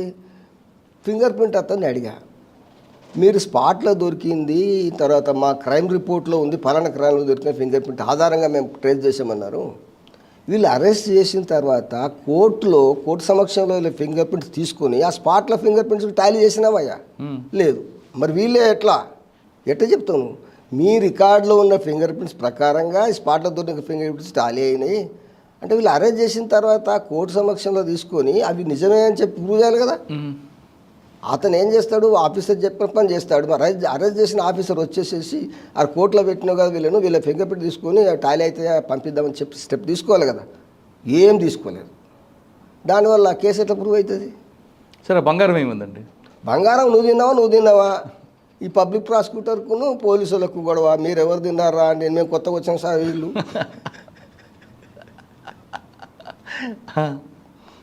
అది పోయింది. దాని మీద కోర్టు ఏమైనా సీరియస్గా యాక్షన్ తీసుకోలేదండి? ఎందుకంటే కంప్లైంట్ న్యాయం చేయడం అంటే పోయిన వస్తువుని ఇవ్వడమే. కంప్లైంట్లో ఆల్రెడీ మీరు బంగారం పోయింది, దోచుకెళ్ళారు కనిపిస్తుంది. కానీ రికవరీ మాత్రం ప్లాస్టిక్ బకెట్లు, చీపురు కట్టలు కనిపిస్తున్నాయి. మరి కంప్లైంట్ కోర్టు ఏం చేస్తుంది? కేసు ప్రూవ్ కాలేదు, కొట్టేస్తుంది అంతే. మరి కంప్లైంట్ బాధపడలేదా? నాకు అన్యాయం కంప్లైంట్లు ఎంతకు మొత్తుకుంటే ఉంది, ఇప్పిస్తామన్నారు, మరి దొరికినారన్నారు, ఏమైందని వీళ్ళ గొడవ. వాళ్ళ ఆఫీసర్ వేరమ్మా, మేము కొత్తగా వచ్చాము, మాకేం తెలియదు. వీళ్ళు ప్రాసిక్యూషన్ చేసేటువంటి హెడ్ కానిస్టేబుల్ కానీ ఎస్ఐ కానీ ఈ విధంగా ఒక లీగల్ ఎయిడ్ ఏం చేస్తాం అది. సార్, మీరు వ్యాస్ గారి కేసులో మీరు డిఫెన్స్ తీసుకున్నారు, నేను అసిస్ట్ చేశాను సార్ కానీ చేశారు. కానీ అక్కడ నయీం అనే వ్యక్తిని బయటకు వచ్చాడు బెయిల్ మీద. అందులో మీరు బోనాల కిషన్రావు గారు, బోనాల కృష్ణారావు గారు ఉన్నారు, మీరు కూడా ఉన్నారు. కాబట్టి నేను మీకు నయీంతో అప్పటికి పరిచయం ఉంది. నయం పరిచయం ఉంది, జైల్లో కలిసేవాడు కదా, కలిసేవాడు కదా. కానీ అదే నయం బయటకు వచ్చిన తర్వాత మిమ్మల్ని టార్గెట్ చేయడానికి ఉద్దేశం ఏంటండి? తెలియదు. మీరు ఆయనకి భయపడి ఢిల్లీ వెళ్ళిపోయారని వాటి నిజమేనా? పురుషోత్తమని చంపినారు, తర్వాత నెల్లూరులో పురుషోత్తం గారిని, ఇక్కడ దిల్సునగర్లో, అవును, నెల్లూరులో కూడా, నల్గొండలో ఆజమలిని చంపారు. అవును. అప్పుడు ఖన్నాబ్రాన్ గారు ఇదంతా ఏంటంటే సరూర్ నగర్లో పురుషోత్తం గారిని చెప్పారు. దిల్సునగర్లో అది పట్టుపక్కలే కదా, కిరాణా షాప్కి వెళ్ళి వస్తుంటే, కిరాణా షాప్ దగ్గర పురుషోత్తం చంపిన తర్వాత మళ్ళీ విత్ ఇన్ నో టైం ఆజమలిని కూడా చంపారు. వాళ్ళు వీళ్ళకు నక్సలైట్లకు రెగ్యులర్ కలిసే వల్ల పురుషోత్తం, ఆజమలి కూడా పౌరకులలో ఉన్నారు కదా, ప్రమాదమైన పరిస్థితులు ఉన్నాయి రానీకు అని ఖన్నాబ్రాన్ గారు, బాలగోపాల్ వీళ్ళంతా షిఫ్ట్ చేసుకోమని అంటే ఇక ఢిల్లీకి వెళ్ళి అక్కడ ఒక 10 ఏళ్ళు ఉన్నాను. అప్పుడే పార్లమెంట్ అటాక్ కేసు. సార్, ఆ కేసు గురించి వెళ్ళే ముందు ఇక్కడ నయీం ఒక్కడే టార్గెట్ చేశాడా? నయీం వెనక ఎవరైనా ఒక ఐపీఎస్ ఆఫీసర్ ఉన్నారని వార్తలు వాస్తవం? నేను కూడా విన్నాను ప్రైవేట్ గ్యాంగ్ కూడా ఎంగేజ్ చేశారని, కానీ నాకు ఎవిడెన్స్ ఏం లేదు. నేను ఎవరిని అంటే మీరు ఢిల్లీ వెళ్ళిపోయిన తర్వాత మీ వైపు రాలేదా నయీం? ఫోన్లు చేయడము, బెదిరియడము, పిల్లలు మీ నాన్న ఎక్కడ ఇవన్నీ జరిగినాయి. కానీ మీరు ఒక విధంగా ఆయన గురువు లాంటి వాడు కదా, మిమ్మల్ని నేను మాట్లాడా. నాకు మా ఆవిడ మీ నంబర్ చెప్పండి ఆయన చెప్తా, మేము మమ్మల్ని ఎందుకు సతాయిస్తున్నారు అన్న తర్వాత నాకు ఢిల్లీలో పక్క ఫ్రెండు ల్యాండ్లైన్ ఉండే, మా మిస్సెస్ చెప్పిన నంబర్కి ఫోన్ చేస్తే ఎక్స్చేంజ్ జరిగినాయి. నేనేందయ్యా, నువ్వు ఎక్కడ రమ్మంటే అక్కడ వస్తా, పిల్లల్ని ఎందుకు సతాయిస్తున్నావు, చంపేసేస్తే నేను నీతో కొట్టాడంత, నేను ఇంత బక్కపానము, నేను పోలీసులు మిస్గైడ్ చేస్తున్నారు, నక్సలైట్లు మీరేం గొడవ చేసుకున్నారో, అప్పారావు, బాలకృష్ణ మీ మధ్యలో ఏముందో నాకు కూడా తెలియదు, నయం కూడా తెలుసు, నాకేమి వాళ్ళ మధ్య డిస్ప్యూట్స్ నాకు కూడా తెలియదు, నయం కూడా తెలుసు, అనవసరంగా నువ్వు చేస్తున్నావు అని చెప్పానంటే, నువ్వు హైదరాబాద్లో లేవు, ఢిల్లీలో లేవు, నువ్వు ఎక్కడున్నా లేపేస్తాను, నేను బతకాలనుకుంటున్నా అన్నాడు. నేను చాలా మిస్లీడ్ చేస్తున్నా డిపార్ట్మెంటు, నేను హైదరాబాద్లో లేను, ఢిల్లీలో లేనంత మాత్రాన నీకోసం ఎక్కడికో పోయానంటే, లేదు నువ్వు పటేల్ సుధాకర్ రెడ్డికి పోయావు, బెంగళూరుకు పోయావు అన్నాడు. నేను బెంగళూరుకు పోలేదు, సుధాకర్ రెడ్డి బెంగళూరు ఉన్నాడు, నీకు తెలిసినేమో నాకు తెలియదు, నేను కలకత్తా పోయాను. ఓకే, నయీం ఎపిసోడ్ కాస్త పక్కన పెడతాం. మీరు ఢిల్లీ వెళ్ళిన తర్వాత పార్లమెంట్ మీద అటాక్, అఫ్జల్ గురు అరెస్టు, అందులో ప్రొఫెసర్ గిలానీ గారు రోల్, ఇదంతా ఏం జరిగిందంటే అందులో మీరు ఎవరి వైపు డిఫెన్స్ తీసుకున్నారు? అప్పుడు పార్లమెంట్ అటాక్ కేసులో ఈ ఢిల్లీలో ఉన్నటువంటి బార్ అసోసియేషన్ వాళ్ళు, ట్రయల్ కోర్ట్ బార్ అసోసియేషన్ వాళ్ళు, పాటియాలా హౌస్ కోర్టు, మేము ఈ అక్యూజులకు డిఫెండ్ చేయకూడదు అని చెప్పి ఓ తీర్మానం పాస్ చేశారు. అయితే అఫ్జల్ గురు అరెస్ట్ అయ్యాడు, గిలానీ అరెస్ట్ అయ్యాడు, షౌకత్ భార్య అరెస్ట్ అయ్యారు. మేము డిఫెన్స్ చేయకూడదు, మేము చెయ్యము ఇలాంటి దేశద్రోహులకు అనే తీర్మానం పాస్ చేస్తే, అక్కడ ఢిల్లీలో ఒక అడ్వకేట్ నిత్యారామకృష్ణన్ అని చెప్పి ఖన్నాబ్రాన్ గారికి ఫోన్ చేసింది. అప్పటికి నేను ఢిల్లీలో పోతున్నాను. అరే ఈ కేసులో పోదామరా, అసలు డిఫెన్స్ లేకుండా ఎట్లుంటుంది, ఎవరు చేశాడో ఏం చేశాడో అని చెప్పి సార్ అంటే సరే సార్ అని పోయాం. ట్రయల్ కోర్టులో సార్ వచ్చాడు. కాదండి, ఒక బార్ అసోసియేషన్ చేసుకున్న తీర్మానాన్ని కాదని మీరు వెళ్ళడం అనేది కరెక్ట్ అనిపించింది? అంటే మన దేశం మీద అటాక్ చేశాడు కదా. మన చట్టంలోనే unless until is proved is innocent. ఏ నేరమైనా, ఎంత పెద్ద నేరమైనా, హీనేస్ కావచ్చు, పెద్ద దేశద్రోహం కావచ్చు, ట్రయల్ చేసేసి ప్రూవ్ అయ్యేంత వరకు అతను ఇన్నోసెంటే. ఆ ఇన్నోసెంట్ అని చెప్పంటే అతనికి ఛాన్స్ ఇవ్వాలి. డిఫెన్స్ లేకుండా చట్టంలో ఉంది, డిఫెన్స్ లాయర్ లేకపోతే లాయర్ కోర్టు పెట్టాలా, అవును, వాళ్ళ ఛాన్స్ ప్రకారంగా పెట్టాలా. వాళ్ళ భాష తెలిసిన లాయర్ని పెట్టాలి, కోర్టు భాష తెలియకపోతే కూడా ట్రాన్స్లేటర్ పెట్టాలి, ఇవన్నీ ఉన్నాయి. కాబట్టి డిఫెన్స్ లేకుండా కన్విక్షన్ ఎట్లా అవుతుంది అని చెప్పి ఆ ప్రిన్సిపల్ మీద మేము సారు అంటే మీరు వెళ్ళే టైంకి already Delhi court, Delhi bar association ఒక తీర్మానం చేసింది. వాళ్ళ వైపు నుంచి మరి మీకు ఇబ్బంది రాలేదా?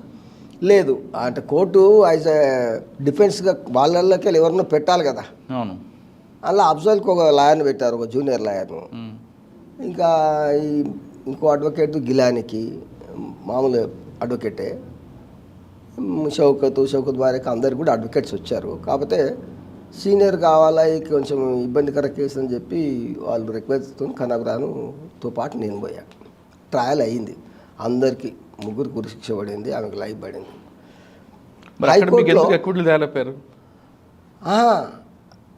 ఆ కేసు నేపథ్యము చాలా చెప్తా. హైకోర్టులో గిలాని అక్విట్లు అయిపోయాడు, అది షౌకత్ భార్య అక్విట్లు అయిపోయింది.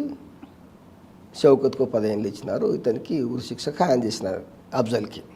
అప్పుడు హైకోర్టులో ఉన్నప్పుడు మేడం అక్సర్ గారు ఉన్నారు కదా, అక్సర్ గిలాని డిఫెన్స్ కమిటీ అని ఫామ్ చేసింది. విస్తృతంగా ప్రచారం చేసి ఈజ్ ఫ్రేమ్డ్, ఈజ్ ఇన్నోసెంట్ అని. అప్పుడు ఆమె వాళ్ళతోని పనిచేశా. దాంట్లో కేస్ స్టడీ చేసేసి ఏమేమి ఉంది అని చెప్పి ప్రిపేర్ చేసినప్పుడు హైకోర్టులో రామ్ జెఠ్మలాని గారు ఆర్గ్యుమెంట్ చేశారు, సుప్రీంకోర్టులో కూడా ఆయన చేశాడు. హైకోర్టు అక్విటల్ చేసింది. అఫ్జల్కి ఏమైందంటే ట్రయల్ కోర్టులో లాయరు, ఒక లీగల్ ఎయిడ్ లాయర్ పెట్టారు, జూనియర్ అడ్వకేటు. అఫ్జల్ ఎక్కడ కూడా డినై చేయలే. అఫ్జల్ ఎక్కడ కూడా డినై చేయలే. డినై చేసిందంటే ఒకటి నేను ఒక్కరినే పంపించాను, అది ఎపిసోడ్ అంతా చెప్తాను, మిగతా వాళ్ళు ఎట్లా వస్తే తెలియదు, ఎంత చెప్పుకున్నాడు. హైకోర్టులో ఏమైందంటే అతన్ని ఉరిశిక్ష బదులు ఒక పెయిన్లెస్ కిల్లింగ్ చేయమని ఒక ఇంజక్షన్ ద్వారా, పాయిజనస్ ఇంజక్షన్ ద్వారా అని చెప్పి ఒక పిటిషన్ పెట్టారు హైకోర్టు అడ్వకేట్ అని చెప్పి. అఫ్జల్ ఆ అభియోగం మీద నేను అసలు నా కేసే చేయలేదు, ఆ లాయర్ వద్దు అనడంతో అది సీనియర్ కౌన్సిల్ కసిజ్ చేయడానికి నందిత గారు, నందిత అక్సర్ గారు నన్ను హెల్ప్ చేయమని ఆ కేసు అంతా చూసిన. కాబట్టి అట్లా సుప్రీంకోర్టులో కూడా నేను సీనియర్ కౌన్సిల్ సుశీల్ కుమార్ గారికి బ్రీఫ్ చేశాను. అంటే మీరు ఈ క్రమంలో అఫ్జల్తో మాట్లాడారు ఎప్పుడైనా? నేను అఫ్జల్తో జైలు కోర్టుకు వచ్చినప్పుడు తప్ప ఆయనతో కోర్టుకు వచ్చినప్పుడు మాట్లాడారా? మాట్లాడలేదు. కాకపోతే కేసు చదవడము, ఆయన డిఫెన్స్ ఏదో చూడడం. ఆయనలో ఏమైనా పశ్చాత్తాపం ఉందంటే? లేదు. ఆయన వాస్తవానికి ఆయన కేసు కథనం ప్రకారంగా, ఆయన డిఫెన్స్ ప్రకారం ఏంటంటే అతను ఒక సరెండర్డ్ మిలిటెంట్, పాకిస్తాన్కు వెళ్ళిపోయాడు. ఈ కాశ్మీర్ ఇష్యూస్లో మిలిటెంట్స్లో కాశ్మీర్ నుంచి పాకిస్తాన్ బార్డర్ దాటాడు. అక్కడ ట్రైనింగ్లో ఆయనకు మంచిగా అనిపించలేదు, ఇదంతా వేస్ట్, ఇదంతా హింస, ఇదంతా మొత్తం మీద మారిపోయి ఇండియాకు వచ్చేసి కాశ్మీర్లో సరెండర్ అయిపోయాడు. సరెండర్ అయిపోయింది. మిలిటెంట్స్కి వాళ్ళకి తెలిస్తే చంపేసేస్తారు. ఈ విషయం తెలియదు వాళ్ళకు, పోలీసులకు తెలుసు. పోలీసులు అతన్ని ఇన్ఫార్మెంట్గా ఉపయోగించుకోవడానికి కోసం ఒత్తిడి చేశారు. నా పని చేసుకునేది ఆయనే మన సర్జికల్ ఇన్స్ట్రుమెంట్స్ సప్లై చేస్తాడు. అఫ్జల్ గురు అంటే పాలు అమ్ముకునేవాళ్ళు, మన గురు అంటే వాళ్ళ కాశ్మీర్ భాషలో మిల్క్ సప్లయర్స్, మిల్క్ అమ్ముకునేవాళ్ళు. ఆయన ఏం చేశాడంటే ఇన్ఫార్మర్గా ఉండను అంటే పోలీసులు టార్చర్ చేశారు. సరే, పోలీసు ఇన్స్పెక్టర్, ఒక కానిస్టేబుల్గా ఏదో ఒక పోలీసు ఉద్యోగం సీక్రెట్గా ఇన్ఫర్మేటివ్ ఫిక్స్ చేశారు. అప్పుడు ఏమైంది, ఈయన వాలంటరీగా నిజంగా వాళ్ళకు వ్యతిరేకంగా, మిలిటెంట్స్ వ్యతిరేకంగా సీక్రెట్గా సమాచారం ఇవ్వట్లేదు, పట్టించుకోవట్లేదు. ఏదైనా ఇచ్చిందంటే పేపర్లో వచ్చిన ఇన్సిడెంట్స్ ఏదో చెప్పడంతో అక్కడ పోలీసు వాళ్ళు వాళ్ళకు ట్రూ ఇన్ఫార్మెంట్ ఎవరైతే ఉన్నారో వాళ్ళతో ముఖాయిలో పెట్టేసేసి టార్చర్ చేసేసి ప్రైవేట్ పార్ట్స్, కరెంట్ షాక్ ఇవన్నీ చేసేసి చెప్పినట్టు వినకపోతే చంపేస్తామని చెప్పి చేసుకుంటారు. ప్లస్ పోలీసు ఉద్యోగం ఇస్తారు. ఒక police officer present hard is in the jail. ఆఫీసరా? ఆయన వచ్చేసేసి పలానా వాడిని తీసుకుపోమంటే తీసుకొచ్చా. అది కూడా షౌకత్ రిలేటివ్ బ్రదర్లా అవుతాడు, కజిన్స్ బ్రదర్ ఇన్లా అంటాడు ఆయన. షౌకత్కి చెప్పేసా పలానా అతను వస్తాడా రూమ్ చూడమని. మిగతా వాళ్ళు 4 ఎట్లా వచ్చారో నాకు తెలియదు, వాళ్ళు వెపన్స్ ఎట్లా తీసుకొచ్చారో నాకు తెలియదు. ఆయన చెప్పినట్టు వినకపోతే నన్ను టార్చర్ పెట్టినాడు. ఇది ఆయన ప్లీ. ఢిల్లీకి వచ్చిన తర్వాత షౌకత్ చెప్పేస్తే ఎవరో చుట్టూ అనుకొని ఇప్పించాడు అనుకో. ఢిల్లీకి వచ్చిన తర్వాత వాళ్ళు అందరూ వచ్చేసారు, అందరూ కూడా వీడు ఉపయోగించుకున్నారు. ఆ ఇన్సిడెంట్ పెద్ద ఆశ్చర్యంగా ఉంటుంది. ఏ టెర్రరిస్ట్ అయినా ఎంత నేరం చేయాలనుకున్నా కానీ ఒక పెద్ద పోస్టర్ రాసుకొని నేను వీళ్ళని చంపేసేస్తా, ఈ ధ్వంసం చేస్తా అని పోస్టర్ రాసుకొని కారుకి అంటించుకొని రారు. పార్లమెంట్ కేసులో అదే జరిగింది. ఏం జరిగిందంటే పోలీస్ కథనం ప్రకారంగా, ఛార్జ్షీట్ ప్రకారంగా కరీం హోటల్ అని ఉంటుంది, ఇది జమా మసీద్ దగ్గర ఢిల్లీలో, ఓల్డ్ సిటీలో. అక్కడ నుంచి కారులో బయలుదేరి, అక్కడ టిఫిన్ చేసి కారులో బయలుదేరి పార్లమెంట్ వరకు కారుకు డ్రైవర్కు లెఫ్ట్ సైడ్కు ఉండేటువంటి అద్దానికి దాని మొత్తం కారు ఒక పెద్ద పోస్టర్ రాసుకొని this property belongs to defence అని రాసి అన్ని slogans, will smash this India, this political vulgar words, Advani, Vajpayee was ప్రధానమంత్రి అప్పుడు ఉండే, ఇట్లా రాసుకొని అన్ని కిలోమీటర్లు వస్తూ ఉంటే ఎక్స్ప్లోజివ్స్ కార్లో పెట్టుకొని ఏ ఒక్కరు చూసి ఫైర్ చేసినా ఎక్స్ప్లోజివ్స్ పేలిపోతాయి, వాళ్ళు చనిపోతారు. ఈ థ్రెట్ ఉంది అని చెప్పి ఈ అన్లాఫుల్ యాక్టివిటీస్, మన పోటా యాక్ట్, ఒక యాంటీ టెర్రరిస్ట్ యాక్ట్ చేయవలసి వస్తుంది. ఎందుకు వస్తుందంటే టాడా ఉండింది అప్పుడు. టాడా టెంపరీ లాట్ ప్రతి 2 years ఎక్స్టెండ్ చేసిపోతున్నారు. అది పంజాబ్ మిలిటెన్సీ కోసం తీసామన్నారు, దేశమంతా ఉపయోగించారు. ప్రతి స్టేట్ నుంచి కూడా విమర్శలు వచ్చినాయి, పార్లమెంట్లో కూడా విమర్శలు వచ్చాయి. ఏంటాడా ఒక 1% కన్విక్షన్ లేదు, హైకోర్టుకు కూడా అప్పీల్ పవర్ లేదు, సుప్రీంకోర్టు పోవాలా, అసలు మిస్యూజ్ అవుతుంది టాడా అని చెప్పి సుప్రీంకోర్టు ఏమో, కాన్స్టిట్యూషన్ బెంచ్ ఏమో security of the state point of వ్యూలో TADA act security of the state కోసం మాత్రం అప్పీల్ చేసింది కర్తా సింగ్ కేసులో. ఇది ఎక్స్టెండ్ చేయడం అన్వారంటెడ్ అని చెప్పి పార్లమెంట్లో బయట బాగా విమర్శలు వచ్చినాయి. అది అందరు విమర్శించారు. ఎక్స్టెండ్ కాలేదు, ఈ యాంటీ టెర్రర్ లేదు. అప్పుడేమైంది, అమెరికాలో WTO మీద టెర్రరిస్ట్ అటాక్ జరిగింది. అప్పుడు ప్రెసిడెంట్ జార్జ్ బుష్ గారు స్టేట్మెంట్ ఇచ్చాడు, ఎవరైతే యాంటీ టెర్రర్ లా చేయలేదో వాళ్ళు మా శత్రువులు అన్నాడు. అక్కడ రాత్రి అయితే ఇక్కడ పొద్దున, అక్కడ ఈవినింగ్ స్టేట్మెంట్ ఇచ్చాడు. మన మార్నింగ్ మనకు ఇక్కడ అమెరికన్ ప్రెసిడెంట్ స్టేట్మెంట్ వచ్చింది. సేమ్ ఈవినింగ్ అప్పుడు ప్రెసిడెంట్ అబ్దుల్ కలాం గారు పోటా ఆర్డినెన్స్ జారీ చేశారు. పోటా ఆర్డినెన్స్ అనేది సేమ్ టెర్రరిస్ట్ టాడా ప్రొవిజన్స్ పోటా పేరు మీద పెట్టేసేసారు. దాంట్లో బ్యాండ్ ఆర్గనైజేషన్స్ లిస్ట్, టాడాల లిస్ట్ ఏం లేకుండే, టెర్రరిస్టులు పలానా వాళ్ళు అనే లేకుండే. దీంట్లో అంతా రకరకాల సంస్థలన్నీ కలుస్తా అన్నట్టు. కానీ అంటే ఆ ఆర్డినెన్స్ విషయం కాస్త పక్కన పెడితే ఆయన కారులో వస్తాడు అఫ్జల్ గురు, తర్వాత ఏం జరిగిందండి అక్కడ? అంటే ఛార్జ్షీట్ ప్రకారం చెప్తున్నా, ఛార్జ్షీట్ ప్రకారంగా కారులో వస్తాడు కరీం హోటల్. అఫ్జల్ రాడు, అఫ్జల్ వాళ్ళకి ఇక్కడ రూమ్ ఇచ్చేస్తాడు, తన పని తను చేసుకుంటుంటాడు. కారు కావాలంటే కారు కొనిస్తాడు, ఐడెంటిటీ కార్డు పెట్టి కారు కొనిస్తాడు. షాపులో ఏది కొంటే అక్కడికి పోతాడు వాళ్ళతోని. షౌకత్ ఇంటికి వచ్చేస్తే షౌకత్ మోటార్ సైకిల్ కావాలంటే షౌకత్ మోటార్ సైకిల్ ఇప్పిస్తాడు. షౌకత్ భార్య ఏంటంటే పంజాబీ, వాళ్ళు లవ్ మ్యారేజ్ చేసుకుంటే షౌకత్ ఏమో పళ్ళ వ్యాపారం చేస్తాడు, పళ్ళు సప్లై చేస్తాడు, ఆపిల్ పళ్ళు సప్లై చేస్తాడు. వీళ్ళు వచ్చారు, వాళ్ళు ఎక్కడ ఏం చేసుకున్నారో వాళ్ళ రూమ్కి వీళ్ళు ఏం పోరు. కాకపోతే అఫ్జల్ లేకుండా కారులో వస్తారు, వాళ్ళు చెప్పిన పని చేస్తుంటాడు.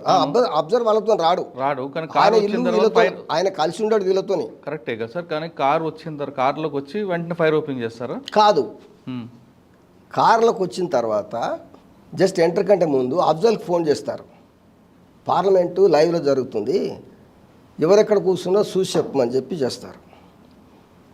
ఈయనేమో నేను మా కూరగాయల మార్కెట్లో ఉన్నానేనని చెప్పంటే చెడామడ తిట్టేసేస్తే రూమ్ పోయి ఏంటో వీళ్ళు బాగా తిడుతున్నారు అని చెప్పితే మళ్ళీ ఫోన్ చేసేస్తే కరెంట్ లేదు ఇంట్లో అంటాడు. కరెంట్ లేదు ఇంట్లో అని అంటే షౌకత్ ఫోన్ చేస్తాడు, ఏంట్రా ఏమో చూడండి.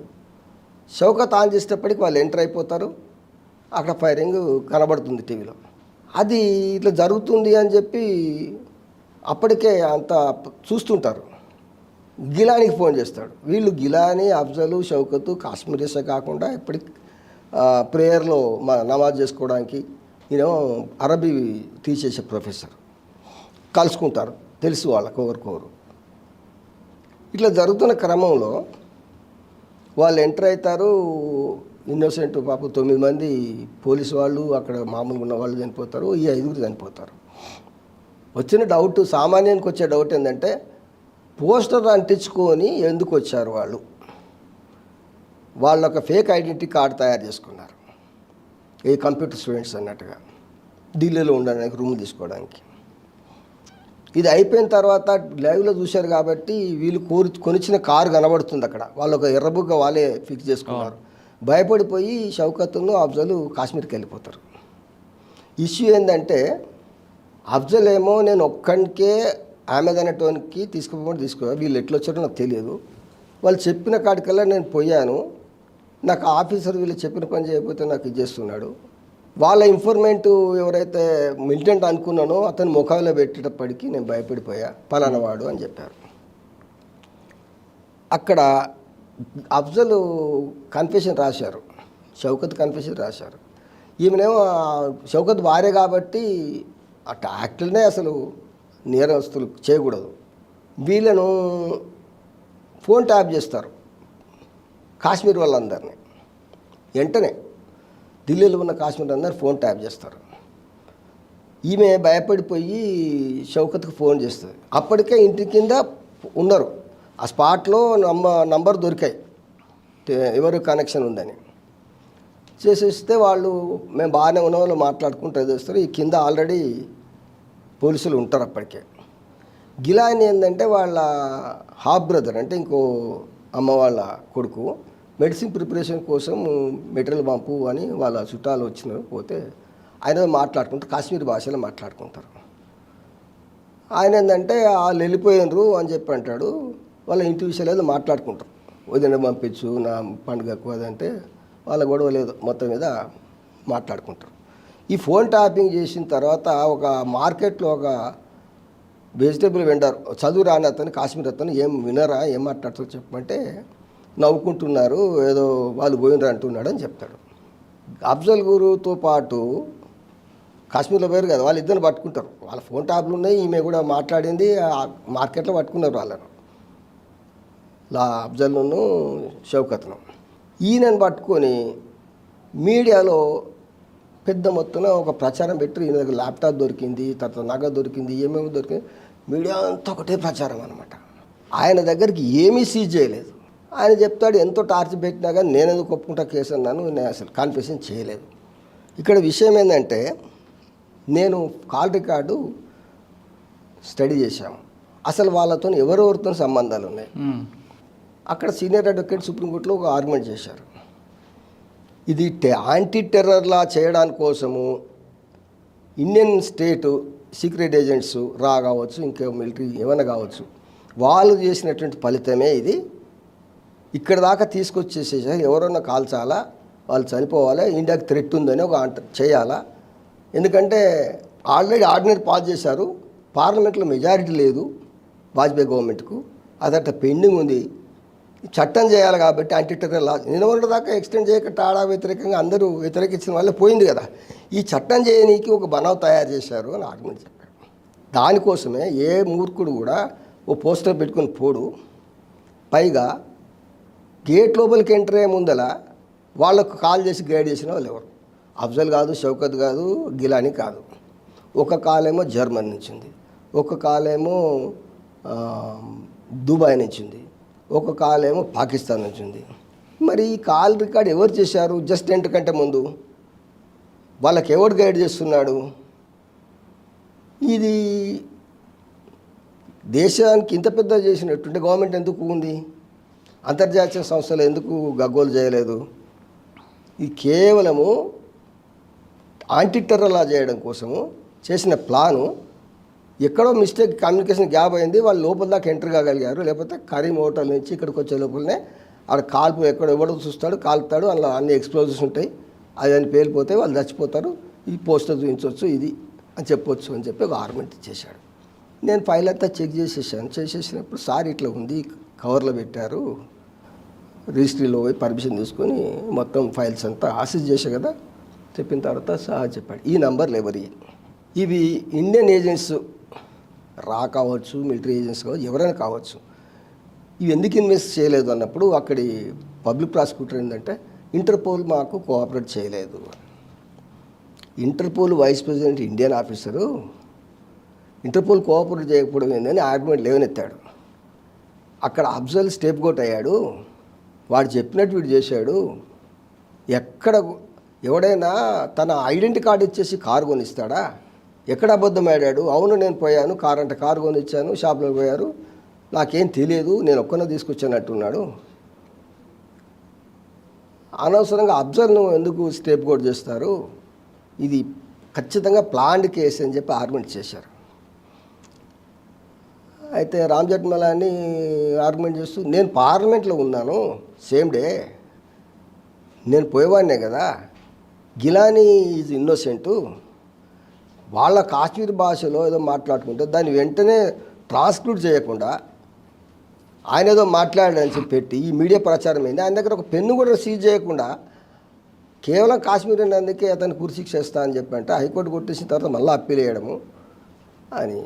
షౌకత్ వాళ్ళ అడ్వకేట్ ఏంటంటే షౌకత్కి వాడు బామ్మార్ది కాబట్టి అఫ్జల్ గురించి చెప్పినట్టుగా రూమ్ పిప్పి రావాలంటే హాస్టల్లో ఉండరట వాళ్ళంటే ఇప్పించాడు, వాళ్ళకేం సంబంధం, వాడికి తెలిసినట్టు మోటార్ సైకిల్ ఎందుకు ఇప్పుతారు, వాళ్ళ కారు చూసి వాళ్ళు పారిపోయినారు, లైవ్లో వచ్చింది కాబట్టి భయపడిపోయి పారిపోయినారు తప్ప ఏం లేదు అని ఇలాంటి ఆర్గ్యుమెంట్. మీరు చెప్తున్నట్లుగానే ఆ జీవో అమలు చేయడానికి దానికి ఒక బలం చేకూర్చడానికి ఈ డ్రామా ప్లే చేశారు అనుకుందాం. చెప్తా దానికి. ఆ అటాక్ జరిగినప్పటికీ ఎఫ్ఐఆర్లో పోటా యాక్ట్ లేదు, ఆర్డినెన్స్ పాస్ అయింది కానీ పోటా పెట్టలే. తర్వాత పార్లమెంట్లో రాజ్యసభ లోక్సభ కూర్చొని వీళ్ళకు రాజ్యసభ మెజారిటీ లేదు కాబట్టి లోక్సభ రెండు కూర్చొని యాక్ట్ పాస్ చేసి పోటా లోపల ఛార్జ్ పెట్టారు. పోటా లోపల కన్ఫ్యూజన్ ఇవన్నీ ఎఫ్ఐఆర్ రిజిస్టర్ చేసినప్పుడు లేదు. ఓకే, మీరు అన్నట్లుగా దాని సపోర్టింగ్ కోసం ఒక సీన్ క్రియేట్ చేశారు, ఒక డ్రామా ప్లే చేశారు అని ఒక అఫ్జల్ వాళ్ళ సీనియర్ ఆర్గ్యుమెంట్. దానికోసం ఒక పోలీస్ ఆఫీసర్ తీసుకొస్తాడు, అదంతా బాగానే ఉంది. కానీ ఇంతమంది చనిపోతారని అక్కడున్న ఆఫీసర్ ఎక్స్పెక్ట్ చేయడా సార్? ఇంత బ్లండర్గా మిస్టేక్ చేస్తాడా? ఎందుకంటే ఇప్పుడు మీరు అన్నట్లుగా కరీం హోటల్ వస్తారు, అక్కడే చనిపోతాడు. కార్లో వాళ్ళకి గైడ్ చేసినట్టు ఎక్స్ప్లోజివ్స్ పేలవు, వీళ్ళ దగ్గర వెపన్స్ కాల్స్తారు, వాళ్ళు కాల్స్తారు, వీళ్ళు 5 చనిపోతారు. పోస్టర్లు పెట్టుకొని ఎవడొస్తాడు? కరెక్టే, వాళ్ళకి గైడ్ మిస్గైడ్ చేయకపోతే. కరెక్టే సార్, మీరు అన్నట్లుగా అదే జరిగింది అనుకుందాం. అంటే మీరు వాళ్ళ ఆర్గ్యుమెంట్ జరిగింది అనుకుందాం, నిజంగా ఒక స్కెచ్ వేశారు అనుకుందాం, దీని బూబీ ట్రాప్ అని పోలీసులు అంటుంటారు. కానీ ఇక్కడ పోలీసులు ఒక 5 చనిపోతారు, ఒకవేళ నిజంగా మిస్ఫైర్ అయితే పార్లమెంట్లో మెంబర్ చనిపోతారని ఇక్కడున్న గైడ్ చేసిన ఆఫీసర్కి అయితే డిఫెన్స్ కథనం ఏంటంటే తీసుకుంటాడా? అది ఇంటర్నేషనల్గా వండుకుంటూ వీళ్ళకి గైడ్ చేస్తున్నారు కాబట్టి ఎక్కడో మిస్కమ్యూనికేషన్ అయింది, వాళ్ళు ఇక్కడ దాకా రాకూడదు, ఇక్కడ దాకా రాకముందే ఫైర్ కావాలా, వాళ్ళు ఇది చూపించాలా, ఎక్కడో మిస్కమ్యూనికేషన్ అయింది కాబట్టి లోపల దాకా రాగలిగారు, దాంతో హడావిడి జరిగింది, అప్పుడు ఫైర్ చేసుకున్నారు అనేది వాదన. ఓకే సార్, ఇంకా మన పార్లమెంట్ విషయం పక్కన పెడితే మీకున్న సర్వీస్లో దాదాపు 40 సంవత్సరాలు కంప్లీట్ అయిపోయింది. డిఫెన్స్ సర్టిఫికేట్ కంప్లీట్ కాలే, 40లోకి వచ్చారు. ఈ 40 సంవత్సరాలు బాగా టఫ్ ఉన్న కేసు ఏమైనా మీకు ఎదురైందా? అడ్వకేట్స్కి ఏం టఫ్, ఎవిడెన్స్ ఎట్లా ఉంటే అట్లా పోతారు, అడ్వకేట్స్కి ఏం టఫ్ ఏమో. అంటే డిఫెన్స్ సర్టిఫికేట్కి ఈ కేసులో ఈ పీపీ కరెక్ట్గా ఆర్గ్యూ చేస్తుండడంలో, లేదంటే ఐఓ కరెక్ట్ ప్రాపర్గా చేశాడు, కానీ మన ఇందులో మా క్లయింట్కి బయటపడేయాలని అట్లా ఏముండదు, అడ్వకేట్కు ఒక స్ట్రెయిన్ ఏముండదు. ఎందుకంటే వాళ్ళు ఉన్న ప్రకారంగా చేసుకుని మనసు మీద తీసుకుని కేసు చేయడానికి ఉండదు. ఎందుకంటే నేరం చేస్తే శిక్ష పడుతుంది, నేరం చేయకపోతే బయటపడతాడు, అంతేగాని అది మనసు మీద తీసుకొని పర్సనల్గా అట్లేం ఉండదు. నాకు తెలిసి ఏ లాయర్ అసలు వాళ్ళు ఎందుకు చేసావు ఎట్లా చేసావు కూడా అడగరు. అట్లా అడిగితే మనసును చేయబుద్ది కాదు, అదే ఇంత కురియలు ఉన్నాడు రా వీడు అని అనిపిస్తుంది. అంటే వాళ్ళ ఇన్వెస్టిగేషన్ ఫైలే నేను మాత్రం వాళ్ళని అడగను, అడిగి చేయలే. సార్, 40 సంవత్సరాలు మీరు ఫీల్డ్లోకి ఉండి చాలామంది అడ్వకేట్ ఆఫీసర్స్, చాలా పెద్ద ఆఫీసర్స్, చిన్న ఆఫీసర్లను పెడుతూ వాళ్ళు వేరే వేరే బ్రాంచెస్ ఓపెన్ చేసుకుంటూ కమర్షియల్గా వెళ్తుంటే మీరేంటి సార్ ఇంకా చాలా సింపుల్గా ఆ సైదాబాద్లో ఇల్లు ఒక ఆఫీస్ లేదు. చాలామంది ఉన్నారండి. ఎందుకంటే డబ్బులు వస్తే నేను డబ్బులు తీసుకునే మానను, డబ్బులు ఇస్తే తీసుకుంటాను, ఖర్చులు వెళ్తాయి, సంపాదించుకోవాలా, ధనమే అంటే చేయాలి. కమర్షియల్ కాదు మీరు. కమర్షియల్గా ఇక అది డబ్బులు ఇస్తే అసలు మా అడ్వకేట్ యాక్ట్ ప్రకారం కూడా డబ్బు లేవు కాబట్టి కేసు చేయను అనకూడదు. నువ్వు పలానా నేరస్తుడి కాబట్టి నేను చేయను, లంగవు దొంగవు అనడానికి లేదు. అదేలేండి. సార్ మీ దగ్గరికి మీ దగ్గరికి అంటే నక్సలైట్ల కేసు కాకుండా, లేదు మీరు చెప్తున్న కొన్ని కేసులు కాకుండా, సార్ నేను ఒక మర్డర్ చేశాను ఆల్రెడీ, ఒక సుపారీ కిల్లర్ తీసుకున్నా, నన్ను బయటపడిన ఎవరైనా వస్తే మీరు టేకప్ చేస్తారా? మన వీలుని బట్టి ఫ్రీగా ఉంటే చేస్తాము. అప్పుడు ఏంటంటే అడ్వకేట్ క్లయింట్ కమ్యూనికేషను బయట చేయకూడదు, బయట లీక్ చేయకూడదు. ఒకవేళ చేస్తే అది అఫెన్స్, మా లైసెన్స్ తీసేయాల్సి వస్తుంది. కాబట్టి కాన్ఫిడెన్షియల్ కమ్యూనికేషన్ ఏది ఉన్నా వాళ్ళు ఏం చెప్పినా కానీ మేము డిస్క్లోజ్ చేయము. కాకపోతే మేము అడగం ఏం చేసిరని. ఒకవేళ వాడు చెప్తే విని మీరు చేసిన ఇప్పటివరకు చేసిన కేసుల్లో అన్యాయంగా అక్రమంగా పెట్టిన కేసులు కానీ, లేదు పోలీసు దర్యాప్తులు కరెక్ట్గా లేక కేసులు మాత్రం చేసుకొచ్చారు. కానీ వాడు కిల్లర్ అని తెలిసిన తర్వాత కూడా మీరు యాక్సెప్ట్ చేస్తారా?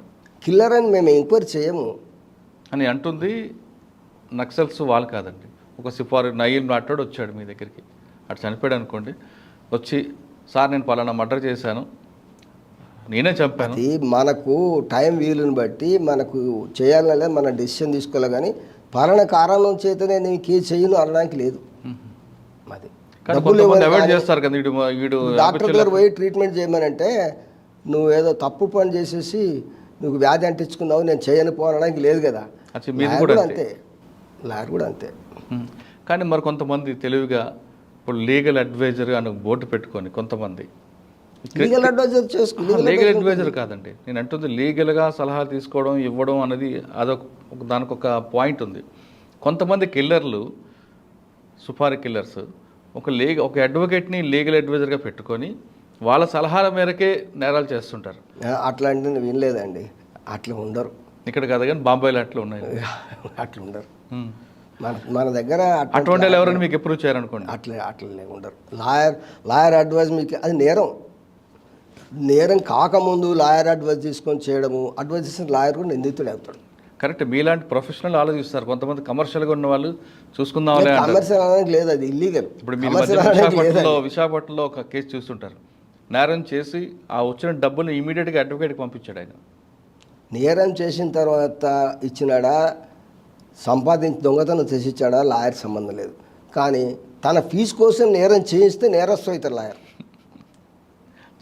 చేయించిన వాడు చేసుకుని రావచ్చు, మనకేం తెలుస్తుంది వాడు నేరం చేస్తే. కొంతమంది దొంగలు చెప్తుంటారు, మేము జైల్లో బెయిల్కి ఇస్తారు, ఆ డబ్బుల కోసం మళ్ళీ ఇంకోసారి నేరాలు చేయాల్సి వస్తుంది, అంతా అది నమ్మమంటారు. అది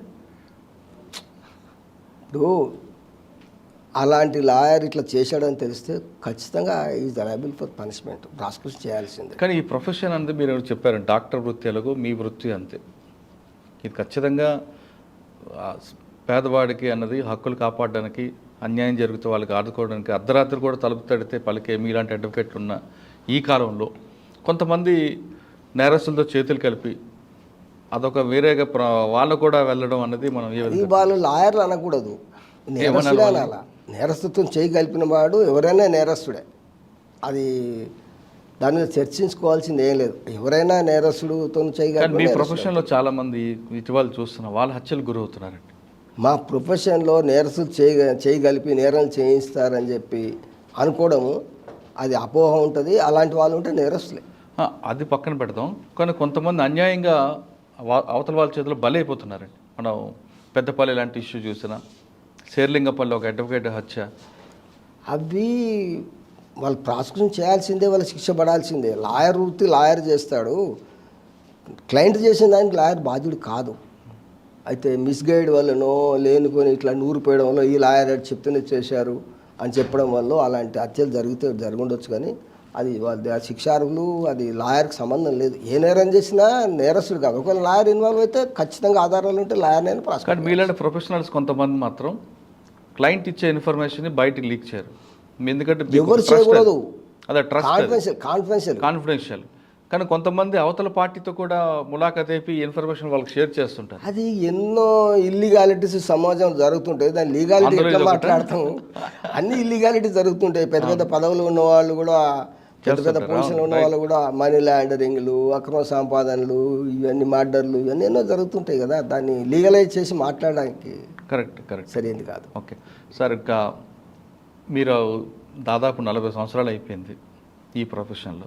ఇంకా మీకు ఇంకా ఏదో చేయాలి, పేదవాడికి సహాయం చేయాలి అటువంటి ఆలోచన ఉందా? ఇంకా మీ గోల్ ఏముందండి? నాకు అట్లేం లేదు. వచ్చినకే చేసుకోవాలి, యాజ్ యూజువల్గా కాలం గడుపుకోవాలా. అవేమి కంకణం కట్టుకొని కూర్చుని అదంతా ఏం లేదు. Okay sir, final question. ఈ ప్రొఫెషనల్ రావాలనుకున్న వాళ్ళకి, యువ న్యాయవాదులు అవ్వాలనుకున్న వాళ్ళకి మీరు ఇచ్చే మెసేజ్ ఏంటి? ఫ్యాక్ట్ను కరెక్ట్, పేపర్స్ కరెక్ట్ చదివి, లాను ప్రతి సెక్షన్ ఇంగ్రీడియంట్స్ ఏమైనా అట్రాక్ట్ అవుతున్నా చూసుకొని, మొదలు కేసులో ఉన్నటువంటి ఇంగ్రీడియంట్స్, పెద్ద నేరం చిన్న నేరం చేస్తే పెద్ద నేరం పెడతారు. ఆ ఇంగ్రీడియంట్స్ అట్రాక్ట్ కావు. ఏ దానికి ఇది సరైన ఇన్వెస్టిగేషన్ చేయలేదని ఒక పాయింట్ ఉంటే, ఇన్వెస్ట్ చేసినప్పటికీ కూడా తప్పుడు సెక్షన్లు పెట్టినట్టుంటే అట్రాక్ట్ అయితే లేదా చూసుకోవాలా. థరోగా ఫ్యాక్ట్ మీద కంట్రోల్ ఉండాలి. ఫ్యాక్ట్ థరోగా ఉండాలా. ఆ సెక్షన్లు మళ్ళీ మళ్ళీ చదివి చూడాలి, ఆ ఇంగ్రీడియంట్స్ అట్రాక్ట్ అవుతున్నాయా లేదా. ఒక కేసు చెప్తాను నేను.